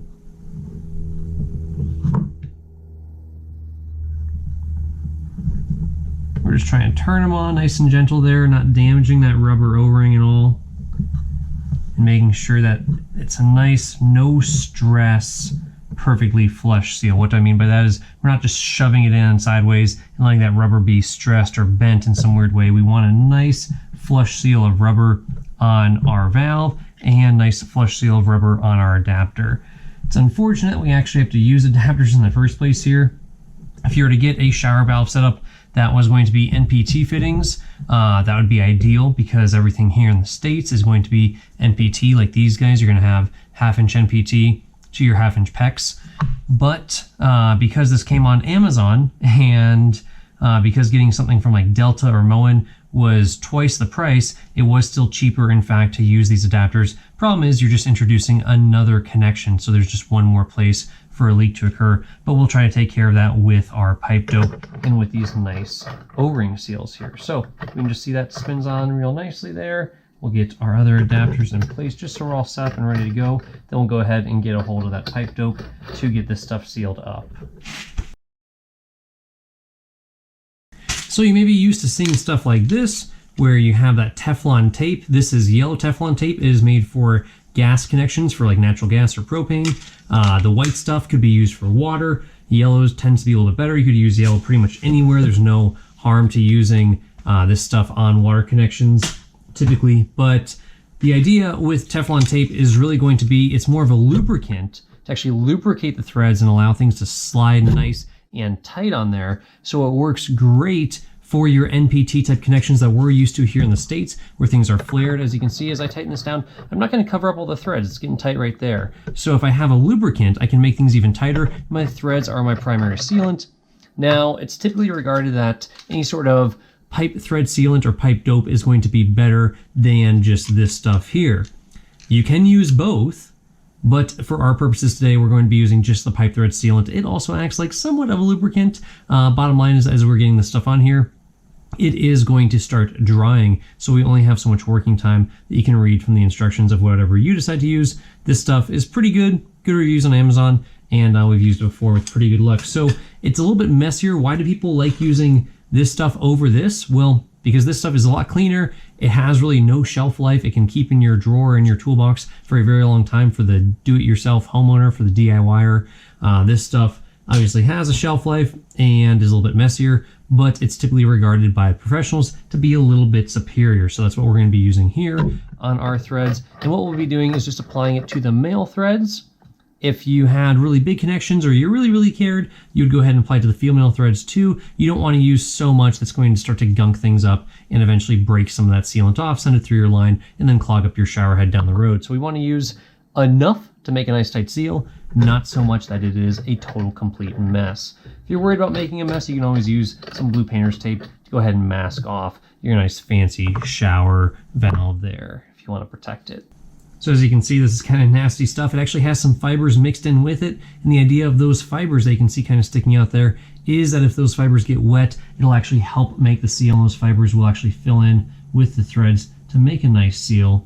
So for me personally, I like to do this by brushing on just enough to make full contact, full coverage, but not enough that it's actually going to be causing any sort of blockage or any sort of excess junk kind of sticking in over the sides there. Not too sloppy is the idea here.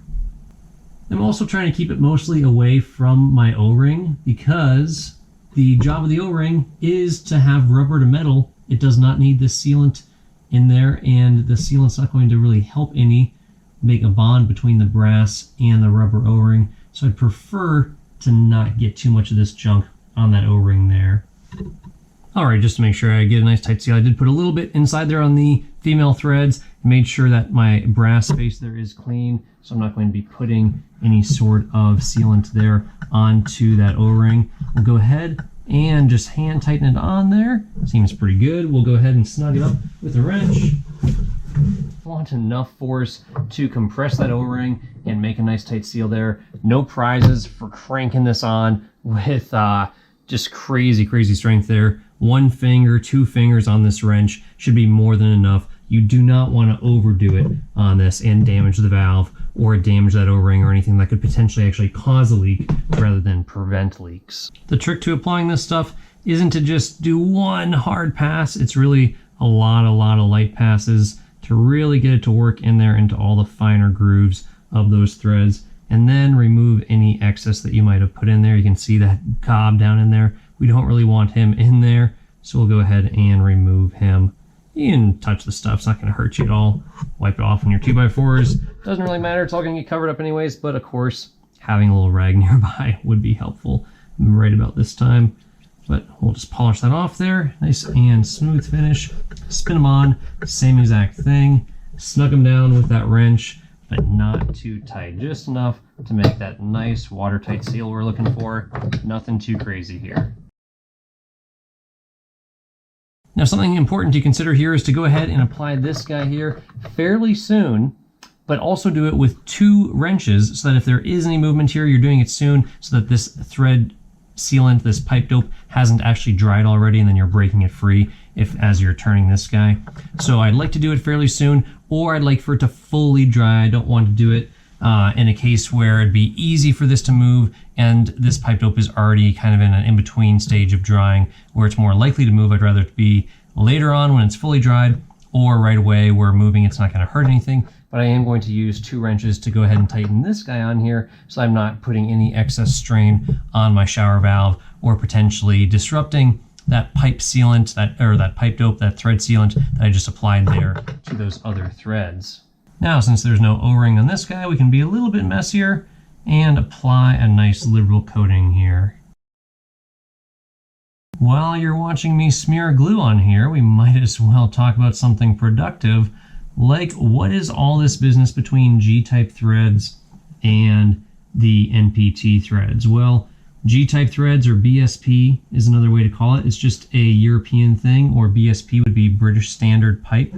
And for NPT, that is National Pipe Thread. That's a United States thing or a North American thing. And it simply is just the methodology of sealing. So in North America, NPT means we're relying on the threads to make the seal. Over in Europe, they're relying on O-rings and gaskets, or smooth, very smooth faces to make the seal. Where some of that comes from is, think back to the Germans and their very fancy machining processes and everything, where very tight tolerances compared to maybe cruder methods that just kind of had to work. So NPT is a little bit more of a cruder method of just kind of slathering things together, and then hey, it'll eventually get tight and make a seal. The other method is a little bit more precise tolerances. Both of them work. I think we'll start to see more and more G and BSP type threads showing up in the United States, since we're still relying on 1/2 inch or 3/4 inch or standard sizes, imperial sizes, US measurements. We're not seeing that change over to metric yet, but we're starting to see other parts of the European market and the international market slip into the United States parts. So we'll probably see more and more of these and need more and more adapters as we go through that in-between phase until everything eventually swaps over to metric and kind of how the rest of the world is. Not like I have an opinion either way on that, but it's just the way things are going. So kind of hard thing to stop, since the rest of the world all uses metric and we still use a totally different system with different sizes. So what you'll see me doing here is using 2 wrenches, holding the adapter, and then tightening on that little nipple that's going to connect to the 1/2 inch PEX. So I'm not putting any additional strain on the shower valve, and then test fitting everything with the PEX before crimping it all in place. So putting on those rings, just making sure it all fits nicely, and then going in and crimping everything once I know everything is exactly where I want it to be. Now, we're not going to have to go too far here to see where NPT threads versus G or BSP threads have advantages and disadvantages, right? So NPT threads can be a little bit more sloppy and it still works, but it's kind of arbitrary where they're going to tighten up, right? So this is getting tight, and I have to go tighter, tighter, tighter. And then this guy, again, an NPT thread, is just going to spin in there and get tighter, tighter, tighter eventually. So there's some free play in that, but it's not as precise as being able to actually measure the exact distance that you want this extender to be coming off of your drop ear to actually make this stick out, because we have to now figure out exactly where our cement board is going to be, how much thin set we're going to have, and how thick our tile is to know exactly where we need to set this extender at to allow us to have this guy mount up perfectly when we put them all together. Otherwise, this is going to have a big gap that we're going to have to fill with some silicone when we go ahead and assemble all this after we get all our tile in here. Or the worst case scenario is you can't actually seal it up because you hit the tile before you can actually make a tight seal. And now what are you going to do? You're going to have to be ripping out tile or doing something to make this guy seal or make this guy stick out further. So we'd rather err on the side of it sticking out a little bit. We can always silicone 1/8 of an inch, even 1/4 inch, even though that would look really terrible. In a perfect world, this will be exact to the 1/32 or 1/64 of an inch, where we'll actually be guessing exactly where we want our tile and everything to be. So next step is going to be get a piece of cement board, kind of put it here temporarily, put a piece of tile here with some thin set already on it that we've broken off to kind of measure and see how much it's going to be sticking out, and do our very best to guesstimate where that drop ear needs to be mounted to, so that when we see all this up, it will be tight. Remember, we can't allow any free play to be in there when we tile over it, because, well, then we're not going to be able to have the rigidity we're looking for in this guy to actually support the weight of the shower head or the shower wand. And we're not going to have a big enough gap here. The gap is going to be just this big. Just that big is how big of a gap we're going to have go through our tile. So we're not going to have enough room to actually get a screw in there to be able to loosen or adjust things with the gap that we're going to have going through our tile, because this faceplate is very small. It'd be nice if this was a bigger plate to cover up a bigger hole in the tile to give us some more working room behind here. But unfortunately, that's what you get off Amazon. So it's fine, it'll work. It's just going to require a whole lot of precision. We do have an Allen key set screw here that actually allows this part to pull out. But again, that's only going to give you free play of a 32nd of an inch or so. It's not going to give you too much because you do have O-rings in there that need to make a nice tight seal so you don't have water leaking from out behind there. The whole idea here is that we can screw this in until it's tight and somewhat have some free play in these threads here. We have some flat spots on these threads so that we can actually grip it, and then we'll actually slide this piece on once this nipple is already in there. That'll make a lot more sense once we get our tile up in here, and you'll see that process. The idea is if I was just going to spin this in by hand and this was all one piece connected, I'd be making nice round circles on my tile, scratching up with these corners, and then getting it to an arbitrary tightness to actually make it go square. So that way I can make the tightness what I want with this nipple by undoing that Allen key there, removing this, and then just sliding this piece on perfectly straight and level once it's all in there. Still have to worry about the depth, so let's go find ourselves some cement board and tile. So what we're really doing here is just trying to make sure that not only do we have the depth right, but also it's perfectly oriented in all different directions. And what we end up doing is making the actual shower head holder there that you see, that's that little black part, perfectly level, because inevitably it will dip down a little bit with use and people tugging on it and all that. That'll cause water to run off of it. Plus, we're not terribly concerned with water pulling up on it anyways. But if we were at all, we're not going to put any sort of tilt up or down, left or right, either way right now. We just want it perfectly flush to the tile to look as good as possible. We're going to be doing the same thing on the other side of the bathroom, and we'll be using the laser level to help us make sure that they're the exact same height, as well as orient the thing in there perfectly 90 degrees to not the back wall, not the drywall, but the actual studs and the actual shower itself. Because keep in mind, the drywall behind there is not perfectly level to the studs and everything else. We want it to be ultimately oriented 90 degrees to the actual tile itself, so that that actual little holder there that's coming through the tile, that little black piece, is going to look good when it's seated against the tile there. We don't have any big gaps that we have to fill in with silicone. What we did was to put in the drop here for the rain head above us. Now we put the drop here, normally that would go on the actual studs, on the trusses up in the ceiling. We chose to do it this way, where the PEX is actually going to come down, just so that the actual connection point is all outside. So if that connection ever leaked, it would just leak right down into the shower.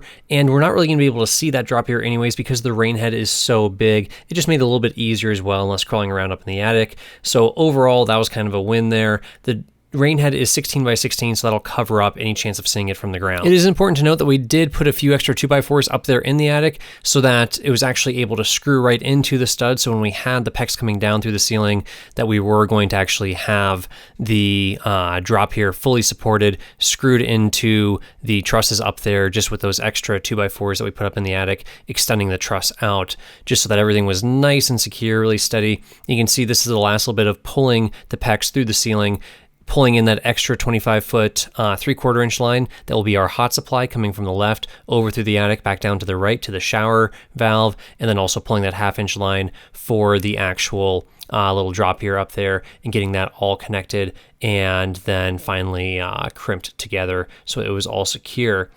After that was all done, then it was time for us to hop back into pulling that 3/4 inch line and joining it up with the other 3/4 inch line coming into the bathroom for the hot line there. So we had already joined the 3/4 inch cold going up through the attic. Now we have to join the 3/4 inch hot. Again, a big pain in the butt. You already saw how we did it once, so we won't show you all that stuff again, but we end up having to cut that sewer pipe in 2 places, that 2-inch sewer breathing pipe, and then rejoined it with those rubber connectors when it was all said and done, just to go ahead and seal that back up. But we needed the working room behind there, and we were trying to avoid how much drywall we'd pull out. If I were to do it all over again, just would have ripped that whole sheet of drywall off the wall, would have made life a lot easier. But we were trying to save time, and as always, when you try to save time, you wind up costing yourself a bunch of time and money. So that's how that went. But in the end, all worked out and we got both lines connected, capped them off on the other side, and then waited overnight with the water turned on to see if there was any drips of any sort. And luckily there was not, which gave us the green light to then go ahead and start putting more cement board on the rest of the shower and sealing up the walls for good. One other thing worth mentioning, before we actually connected the 3/4 inch lines to the shower valve there, we did go ahead and turn the water on with them exposed into a 5-gallon bucket and blow out any sort of dirt or debris that had gotten into those lines as we were connecting everything, just so nothing would get stuck in that shower valve. Then it was time for us to go ahead and put all that cement board in place. As we're in the cement board, this is really, really important. Take your time, make sure it is level. We also went ahead and blew out those red lines before trying to connect any sort of shower fixtures to them, just to make sure that any dirt or debris that got into there was not going to get into the shower heads. Next up was the curb. So putting cement board on that shower curb, you can kind of see how it goes together here. We did have to mix up a little bit of thin set to actually get that little tiny sliver of piece of cement board on the inside there. Take your time, make this as level as possible. You don't want to be like, oh, I'll just fix it with thin set later. Try to make this as square, 90-degree, perfect as you possibly can.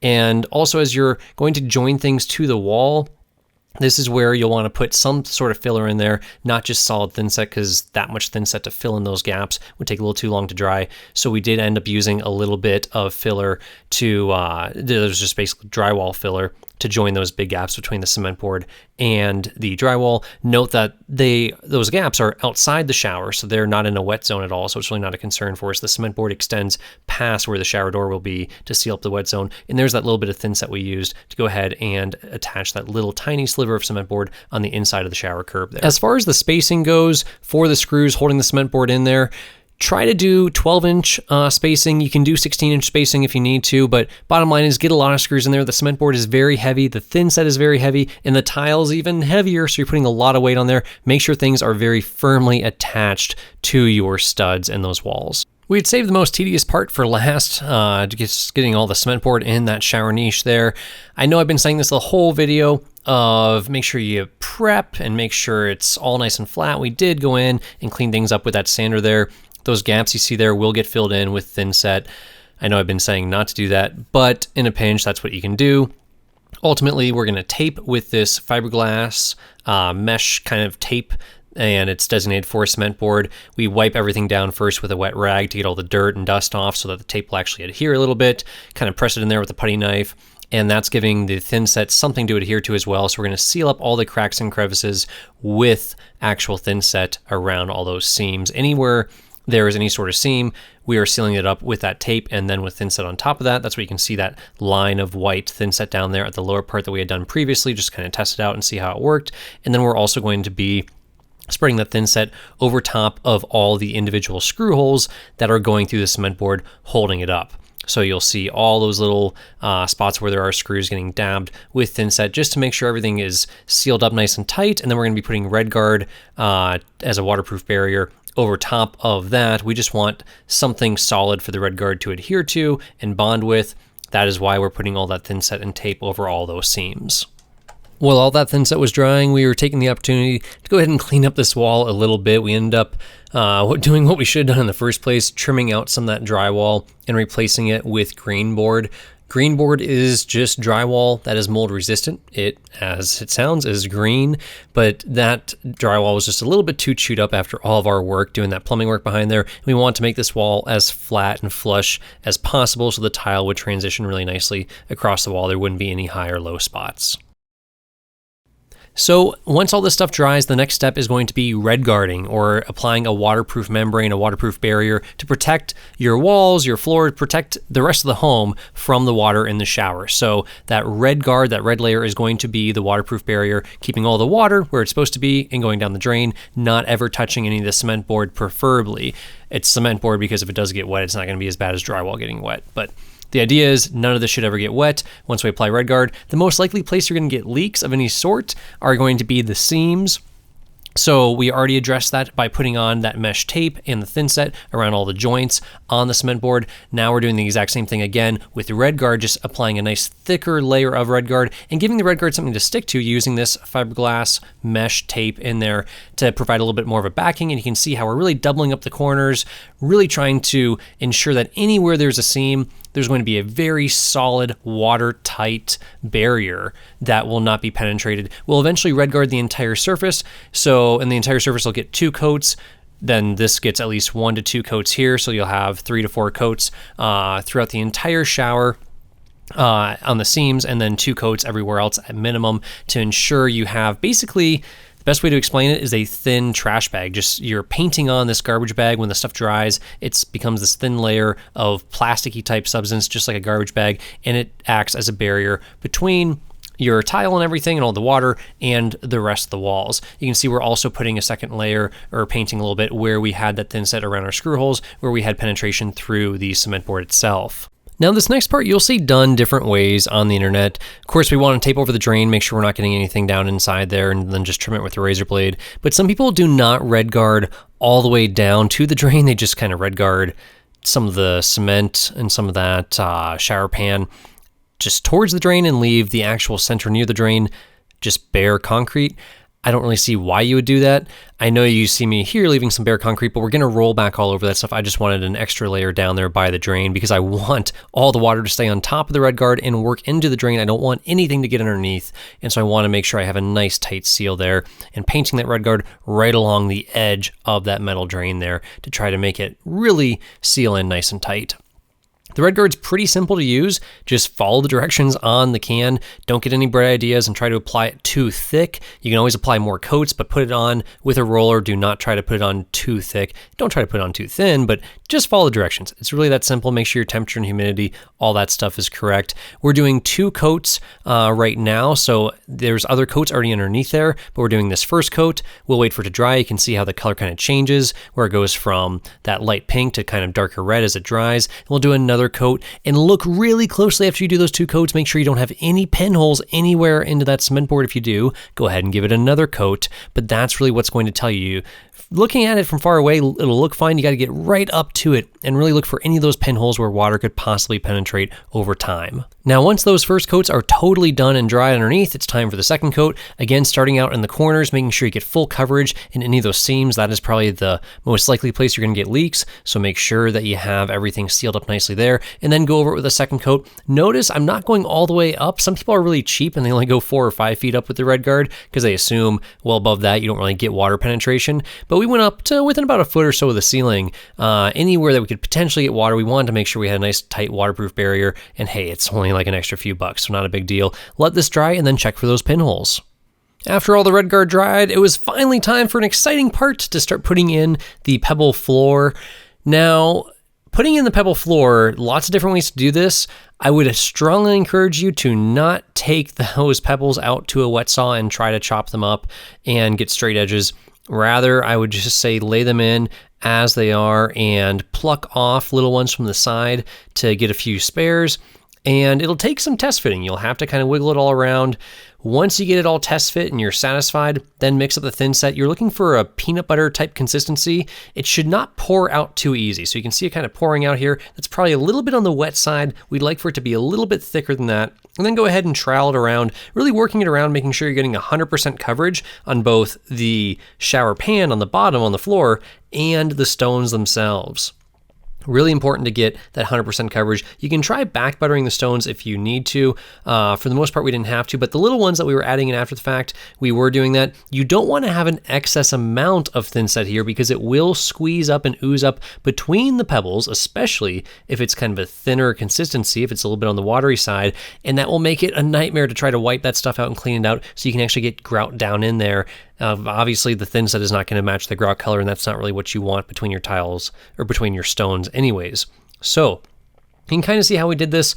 Bottom line is take your time, make sure everything test fits well first before going in and laying it all for real.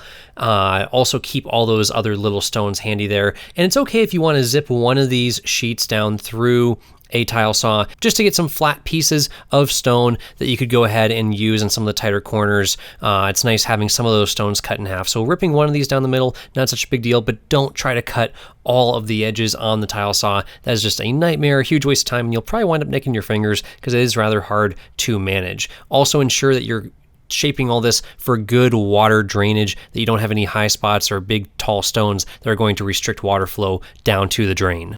Once we had the floor dry, so we actually gave it about a day or two before going back in there, we covered up the pebbles down there to protect them with cardboard, and then same exact thing, trowel on that thin set just the same way with the shower bench there. Same thing, test fit it all beforehand, and then pluck off some stones to go ahead and make a nice edge. And some of these you will, again, have to use some of those stones that you ran through the tile saw to have a nice 90-degree edge, and then go back and grind them later on if they are on the edge of the seat, so it's not going to be digging into your leg when you're sitting there on that bench. Now, we did choose to go ahead and actually grout the floor, not the bench, but grout the floor before doing the rest of the tiling. This was just to get a little bit more practice with this grout, see how it was really looking, see if we really liked it. Really important before you start grouting, A, to make sure you have the right consistency, so it should be kind of peanut butter-like, and then also, B, make sure you've cleaned out all the excess thin set that oozed up through those pebbles on your floor. The idea here is just gob on the grout and then shove it down right in between the cracks, really force it in to all those nooks and crannies. And that is your first priority here, right? So just forcing it down in there to make sure you're getting good coverage. Don't just kind of skim across the top and hope that it presses in. Really force it down in there so it's 100% coverage from the thin set all the way down below, all the way up to add that protective layer to try to keep water on top of the grout. Then you're going to go ahead and just kind of work it around, making sure that you don't have any pinholes, you're not pulling it out of the joints there. This is sanded grout because some of these joints are fairly large. Some of them are up to a 1/2 inch. So we're using grout with sand in it compared to unsanded grout, which would be more adequate for something like thinner joints and tile grout joints. This needs to be sanded because it is going to be larger joint sizes. Sanded grout just means there's sand added to it, so it's a little bit stronger grout overall. Now, as you're forcing everything in there, the best thing you could do is take that grout float and scrape off the excess rather than just trying to go after it with a sponge when it's all said and done. It's fine to go ahead and go after it with a sponge and wipe this stuff off, but as you go to scrape off the excess, remember here what we're doing is actually trying to shape it around the drain to make sure that we're going to have nice flow. And that's what the grout's really doing here, is creating nice flow of water down to the drain. But when it comes time to scrape all this stuff off, the more that you scrape off with the float and remove from that area, the easier life is going to be. Once it comes time to start using the sponge and wiping off all the excess, just after giving it a few minutes to kind of set up, well, you're going to dirty up that water quite a bit. You're going to be changing your sponge and changing your water a whole bunch. It's going to take a lot longer. So we should have spent a little bit more time here scraping off some of the excess. You just want to be careful that when you're scraping off the excess, you're not pulling it out of the joints. The problem with just washing and washing and washing and washing, aside from it taking a long time, is that you can wash the color out of the grout. So you want to be careful and cautious not to be scrubbing this so much that you take the color out. But you also do have to get this grout off of the pebbles, otherwise it will get into the porous pebble and stain it, and your pebbles will not really look all that great. It'll look kind of hazy and gray since this is gray grout. One of the things that you can do to help this is in between putting the pebbles in there and before you grout, we actually use a sealer on those pebbles to try to seal them, basically a grout sealer, and painted several coats on that since it is such a porous surface to make it a little bit less porous, so there's less chance of the tint of that coloring that's in the grout of that pigment actually staining the pebbles when you're grouting them, especially if you're going to be using vastly different color grout, like something that's black or a very different color than your pebbles. It could easily stain if you don't seal the pebbles first with that grout sealer. So really important to do that beforehand, and that will make a big difference in the final product. And then we let this dry for a couple days. Finally, it's time to start putting some tile on the walls. Of course, first things first, put down some cardboard to protect that nice floor on the bottom there. And make sure that thin set is mixed up to that nice peanut butter consistency. We don't want it to be too thin. We're going to be using vertical streaks for the thin set. We want the air to escape from the thin set behind the tile the shortest route possible. So we want our motions or our streaks to go across the short end of the tile. And then we're also back buttering the tile. So you can see we're actually applying some thin set all around the back side of the tile. We're looking for at least 95% adhesion. In a perfect world, we want 100% adhesion. You may not get that. That's not a big deal. But we want as much adhesion as possible with the tile. If you stick a tile up and you feel like, ooh, the wall's not too level, maybe that didn't stick too good, peel it off and look. You'll see where it's stuck and where it did not. If there's an area where it's not sticking well, then perhaps apply a little bit more thin set to the wall or a little bit more thin set to the tile to make sure you're getting good adhesion there. We're using these little plastic spacers, which are awesome as we're going here. So we're actually inserting them behind the tiles, and anywhere there's a grout line, we're putting them to evenly space the tiles, keeping them level. They call it a tile leveling system. It's not leveling it in the sense of horizontal where my green laser line is. It's helping that, spacing them, but what it's really leveling is actually the depth of them against the wall. So when we insert those little yellow wedges, it's actually pulling the two tiles together to an even plane so that there's not a big lip between the tiles. You can see there's a little bit of shadow there on the tile I just stuck up on the wall. Not ideal, but it's the wall not being perfectly level from when we installed the cement board, and we didn't do the best job getting everything perfectly level before we went at it. Luckily, those little clips will help, but you can only bend tile so much. It's not very flexible to be bending it. The other thing we did here is make sure that we measured correctly so that as we work our way up, we're ending up right at the shower niche, right where we want to. We weren't perfect on this, but we're pretty darn close to get the shower niche exactly where we wanted it. So we'd have 4 even tiles, so we wouldn't have any sort of weird cuts there. We'd have to make that little notch out there. We were off by just about a 1/4 inch on our preparation from when we actually framed in the shower niche initially. Now, when it was time to go in and start putting in those mosaics, we're actually using a trowel with slightly smaller notches in it, so it's actually going to be a thinner layer of thin set. You don't want the thin set to ooze through in between all those mosaics, because then there's going to be no room for grout to get in there.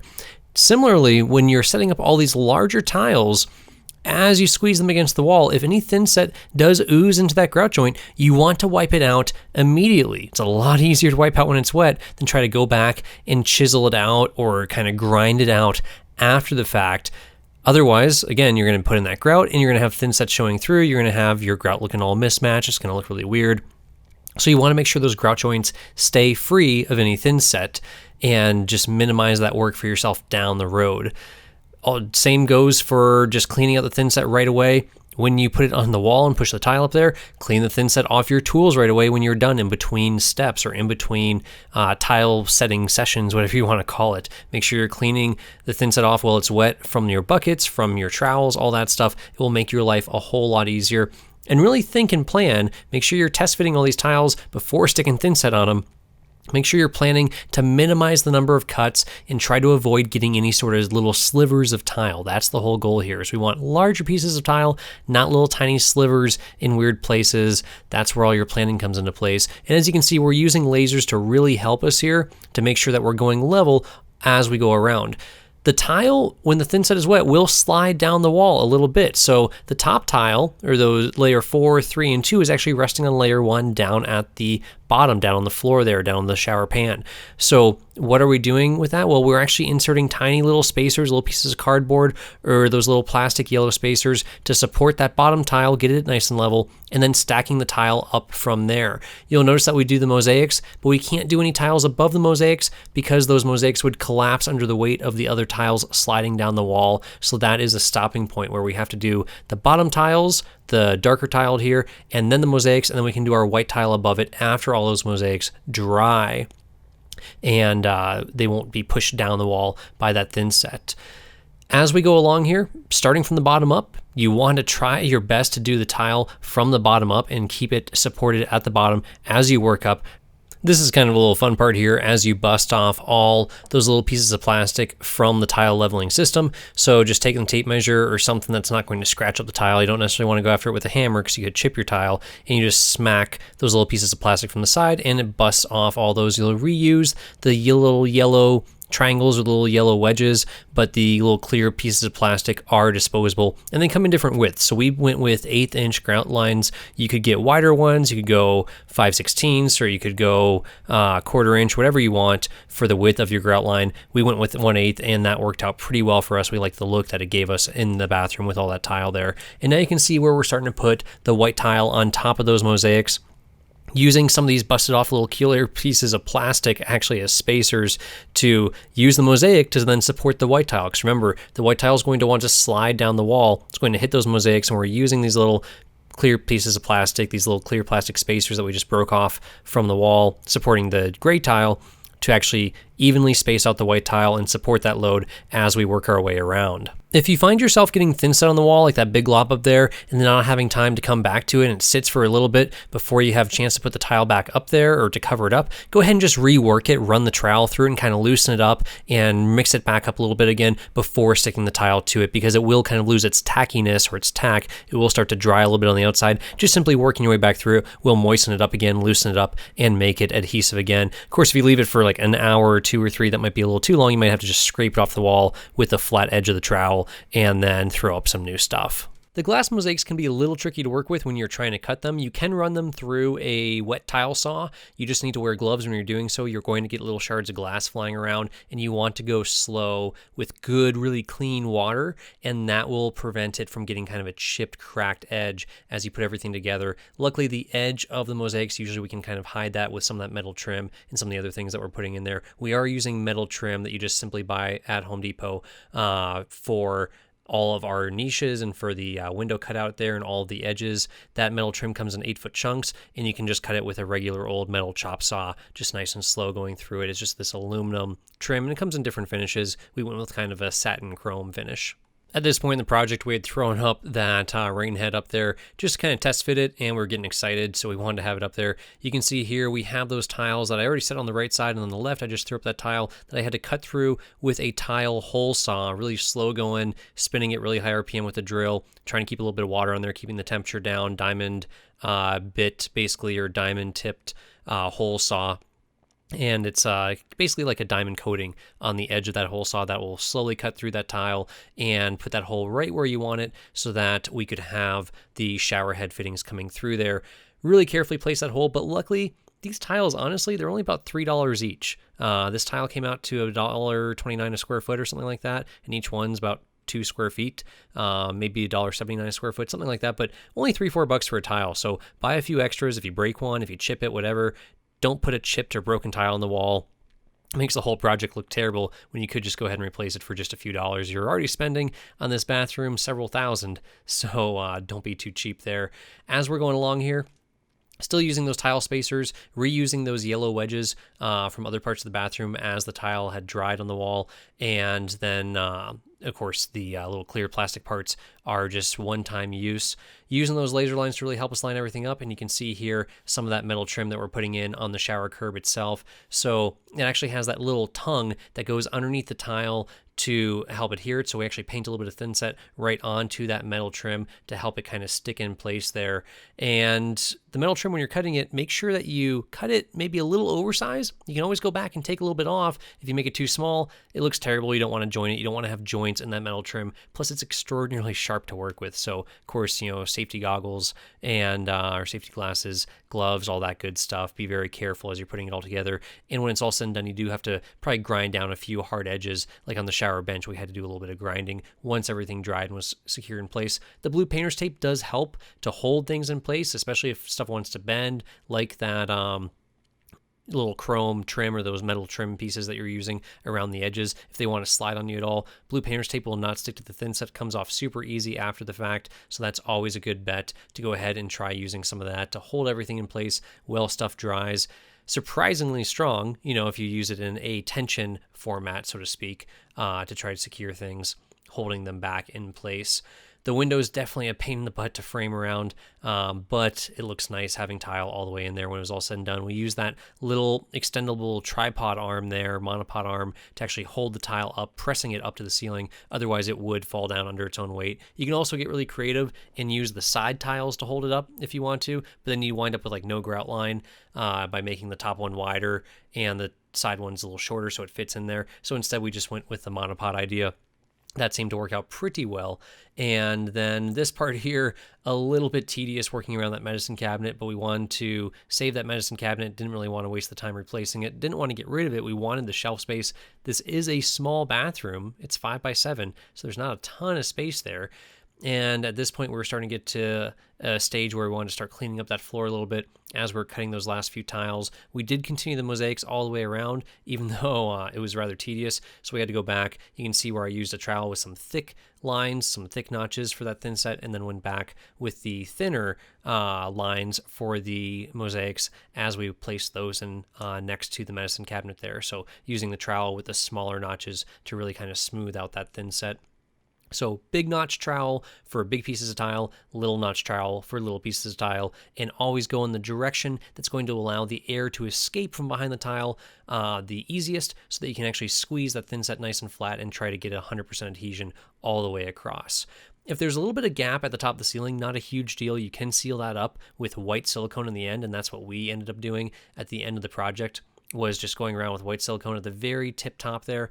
Unfortunately, just a little bit poor planning here, we ended up with those really skinny tiles that you want to try to avoid just above the door there, but that was really our only option. It was too thick to have a grout line there, too thick to fill in with white silicone, so we ended up filling it in with those really skinny white tiles, and in the end, it all came out pretty well. Small stupid mistake here that caused the lights to turn off. It was actually having that exposed switch there that we should have had some electrical tape wrapped around, or just had that capped off or tucked away in some way so it wasn't exposed like that. A little piece of thin set actually fell onto the switch itself and shorted out the wires, which tripped the breaker. Luckily, just tripped the breaker and turned the lights off, and we turned everything back on. So not a huge deal there, but safety first, don't be in a rush. And then of course here, mixing up the thin set inside, not the best idea. Probably want to do that outside to keep the dust level down. We were just getting a little bit lazy carrying the buckets back and forth. But in hindsight, would have been worth the extra effort to take that thin set outside to mix it every time. Definitely use a respirator or some sort of serious mask that is going to seal well around your face so you're not breathing all that nasty dust. It will coat the inside of your lungs really well. A real important step before starting the floor here is making sure it is super clean, wiping down with something wet, picking up all that dust, aside from just vacuuming it, making sure you're wiping down with a wet rag or something to pick up all the last little bits of dust so you get good adhesion between the tile and the thin set and the floor. Now, you're going to be using the tile leveling system here just like before, and it is super important not only to get the tiles nice and straight and get those nice straight grout lines, but you really want to make sure that you don't have any lips that you're going to be tripping over or stubbing your toe on. To do the cuts around the toilet plumbing there is rather tricky, but luckily just marking it out with a Sharpie and then making lots of cuts on the tile saw, on the wet tile table saw, that was able to actually take enough chunks out to make it a relatively jagged cut around there, but still nice fit, and that's all taken care of course, by being covered up with the toilet, so it doesn't matter how jagged or rough that cut looks. You can even use little tile nippers, like little pairs of pliers, to rip off tiny little pieces if you have just a little nub you want to get rid of, rather than taking it back out to the tile saw and making a bunch of dust. Same thing that goes here. As you're laying out that thin set, make sure you're troweling it in a direction that's going to allow the air to escape the shortest direction possible so you get that 100% adhesion. Otherwise, you're going to get that hollow sound underneath your tile. And if you drop stuff on the tile and it's hollow underneath, or there's not good thin set, it can easily crack or chip. If you have good thin set underneath there, you can drop some pretty heavy things on this tile and it's not going to damage it at all. So really important thing to think of there. And as far as that little threshold goes there with the carpet in the bedroom, we simply just picked up the threshold and set it on top of the tile. So it already had that little metal trim piece that was there before for the vinyl flooring that was in there. We were just able to set that right on top of the tile, and it actually looks pretty well and worked out pretty well for us. We didn't have to do any extra work there. The floor does go a lot easier. It's a lot easier to work on the floor rather than stuffing stuff up on the wall, trying to get that thin set to stick to the wall and tile sticking to the wall. A lot more difficult than working on the floor. The floor was probably the most fun part just because of how quickly it went, and it really tied the whole room together as we kind of finished up our tiling in the bathroom. Now that all the tiles up, it was time to start grouting. When you grout, pro tip here, make sure you use that easy grout remover stuff that you wipe onto the face of the tile, especially if you're using not shiny tile. So if you're using this dull or matte finish, dark tile, you want to use that liquid that you can rub on there that will dry on there. It's kind of a sealant that will protect the tile from the grout. Makes it a lot easier to remove. We did not use that, and it was a big pain in the butt.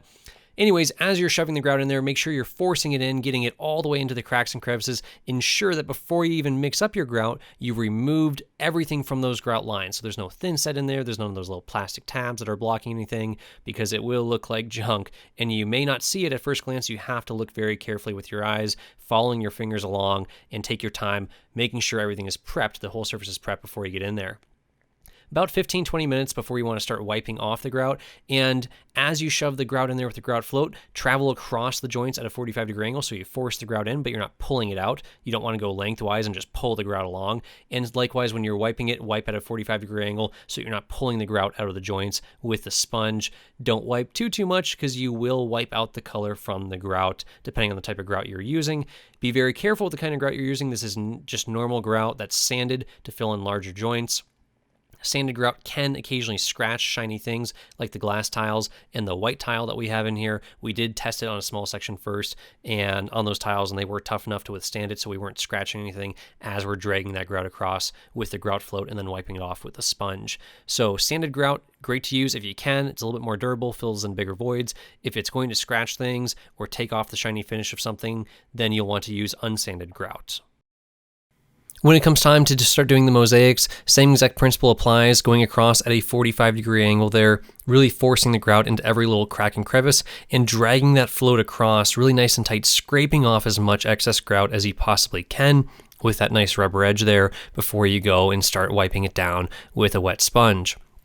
Now, what we did here is we ended up with a grout line that was about a ½ inch, maybe a little bit more, between the bottom and top of the mosaics and the gray and white tile. The reason for that was the height of the shower niche. We could have gone narrower on the shower niche and then brought all that tile down a little tighter. Part of the other problem that we encountered was the simple fact that the tile was different thickness and we needed to kind of flare that out a little bit with grout. So that's why we chose to go with that little bit thicker grout line there. Afterwards, wish we would have used that sealant on the tile before grouting to make it easier to clean off. There was a lot of wiping, and as you wipe with a wet sponge, it seems to just smear around. Keep changing the water, keep cleaning the sponge, and then wipe things down with a dry blue paper towel. Those blue shop paper towels that you can wipe things down with definitely help to kind of buff off the grout haze from the actual grout. Here we're drilling through the tile using special bits to actually drill through that tile to mount our mirror. So that's the electrical coming through there from the old light fixture that's going to be powering our backlit mirror there. And Steph there holding the vacuum cleaner, trying to prevent as much dust as possible. Definitely helps to use a little spray bottle when you're drilling through the tile. It creates a ton of dirt. It also gets very hot. You want to keep the temperatures down so you don't wear out your drill bits there. Keeping the temperatures low will really prolong the life of those diamond coated drill bits as you're going through that tile. It's not about pushing or really digging in because you do not want to crack the tile at this point. If you have good thin set behind there to support the tile, it should not crack. But if you have kind of spotty coverage, not really great, 95 or 100% adhesion, and you're pushing really hard on that tile, you certainly can split it, and then you're going to be chipping the tile off the wall and trying to replace it, which is kind of a nightmare at this point. So really take your time there, drilling through, go nice and slow, but there's really not another way to do it. If you're going to be tiling the walls, you are going to have to drill holes through that tile and just go nice and slow, maybe by a couple bits of the proper diameter so that you can go through and really go through with a nice fresh bit each time that you're going into the tile, or just use a bit for maybe 2 or 3 holes and then cycle it over to a new one if they seem to be getting dull. If they are getting dull, use more water, keep the temperatures lower, perhaps go a little bit slower as you're drilling in, and use really light pressure as you're drilling through that tile there. Lots of cleaning, lots of wiping up and everything. You do get the feeling that you're just smearing the grout around, as it looks good when it's wet, and then as soon as the dark tile dries, it gets kind of hazy again. Use that grout haze remover to help remove that you can get from Home Depot or Lowe's, and then also use that sealant prior to grouting, which will make it a lot easier, and you may not have to use the grout haze remover after the fact if you seal the tile properly before grouting. Now, after we got all of the haze, or as much of the haze as we possibly could off the tile, it was a lot more than what you just saw in the video. It took hours and hours and many days going back and forth trying to get all of that haze, grout haze, off that tile. Big pain in the butt. Finally, it was time to do some siliconing in the shower and start installing the shower door. Now, really important note here about the shower door kit is the 2 black strips that you see us putting here that are going to be where the shower door closes or seats. We want to make sure that they are slightly offset because one piece of glass is going to slide behind the other. So if it's perhaps 3/4 of an inch deep when the other piece of glass slides behind there, we want to make sure that we have those 2 black strips offset. It'll make a lot more sense if you watch a YouTube video about it or just simply read the directions really thoroughly. Now, we're taking the opportunity now to go ahead and silicone all throughout the shower. Anywhere there's two surfaces meeting together, we want a silicone to make sure that we're sealing it up, not just using the grout to seal, but sealing everything so that water will not get behind the tile, hopefully ever. Everything will always just run down right to the drain. Of course, sealing around the shower fixtures, like the shower valve there, and around where those shower heads are coming out through the tile, and also sealing around the bench down below near the curb for the shower, because soon we're going to put a piece of glass there and it's going to be very difficult to access. We also are going to be siliconing the actual black strips you see us screwing to the walls here. We're kind of taking some turns here between Steph and I trying to drill through this tile. We kind of broke a few bits there, pressing a little bit too hard. So like we said, have extra bits available, use water, press lightly, and take your time drilling through the tile so you do not damage the tile as you're going through it. Really make sure you're putting those holes in the right spot, because once you put holes in the tile, you can't just patch over them and paint over it like you can a drywall or a regular wall. You're going to really want to make sure those holes are all exactly where you want them to be. And then fasten it with the wall anchors included with the kit, or you can use your own wall anchors. Preferably go into a stud, but not super required. They do design these kits to be able to just use regular wall anchors. A little bit more difficult to find the studs when you're going into tile or going through tile. That's what that blue painter's tape is all about on the top of the ceiling there. We actually marked off before we tiled over the walls where the studs were behind the drywall, because you cannot be using a stud finder once you put tile onto the wall. You're not going to be able to find the studs very well unless you somehow mark off with blue tape, and then you can measure from those blue tape marks that we made on the ceiling where the studs are, so we can actually screw our mirror to the wall, put the shower door in, and also screw the vanity to the wall, because the vanity is actually going to be hung from the wall. So a little bit of a process, lots of reading, crummy directions, trying to get all this stuff to work out. It does make sense once you finally get it all in there. These are big, heavy pieces of glass. You're going to want some help doing that. And then we use that little piece of blue painter's tape there to kind of hold the glass tight to that wall there. Remember, painter's tape works really great in tension, so that was good to kind of hold it in place so it wasn't wiggling around on us. Getting all the other final pieces in. Another big pro tip here, you can see we already got the mirror on the left side there. Leave the protective covering on the mirror until you are 100% done with the project. Although it might be really tempting to pull it off and make the whole bathroom look really cool, leave the protective stuff on there until you're absolutely done. Leave all your plastic tarps down and all that stuff protecting your carpeting or your flooring elsewhere in the house until the project's totally done.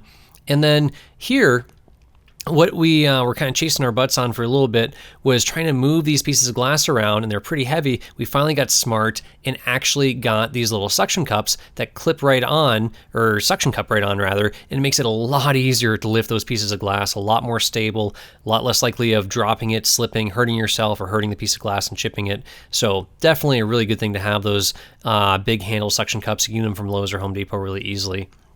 And yeah, once we got the last pieces screwed in there for the shower track, that's a really important part there, because that's going to bear quite a bit of weight of that piece of glass hanging.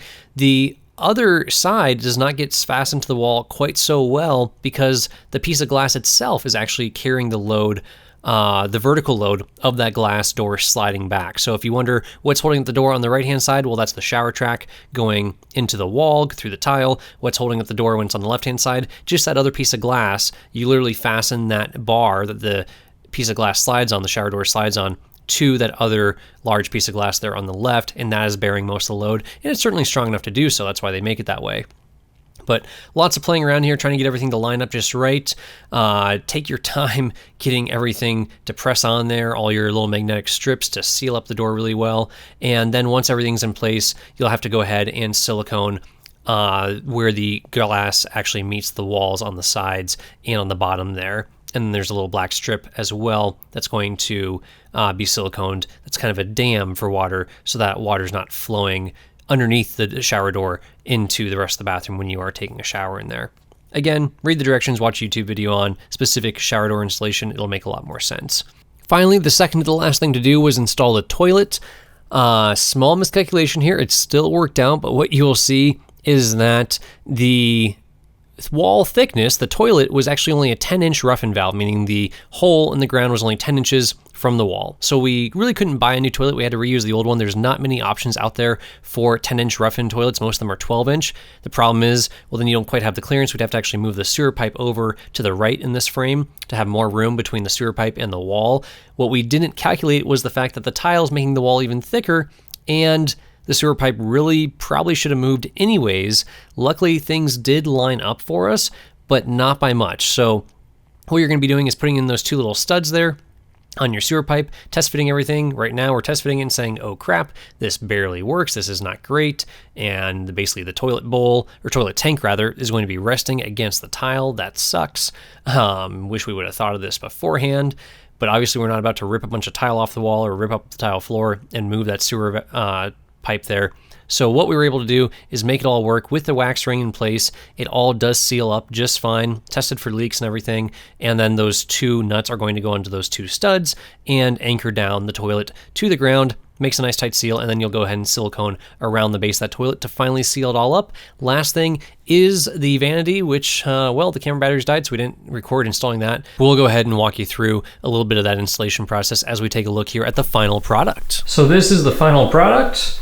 Came out pretty darn good. Very happy with how it looks in the end here. Mirror is really awesome. All the tile work came out really nice. Love the trim, how it kind of came out there, little accent all the way around the bathroom. We got the vanity installed. The vanity is a little sketchy, came from Wayfair, and it's held on by just 1 bracket there and 1 on the other side into the wall. We ended up adding a little leg right there to give it a little bit more support because it seemed a little too sketchy supporting all that weight just on those 2 little brackets going through the tile into the studs. And of course, the way they line up, we were only able to get 1 into a stud there, and then the other one just had to be into the regular old tile and drywall there. So this is it. About 350 man hours probably went into this, I'd say, altogether.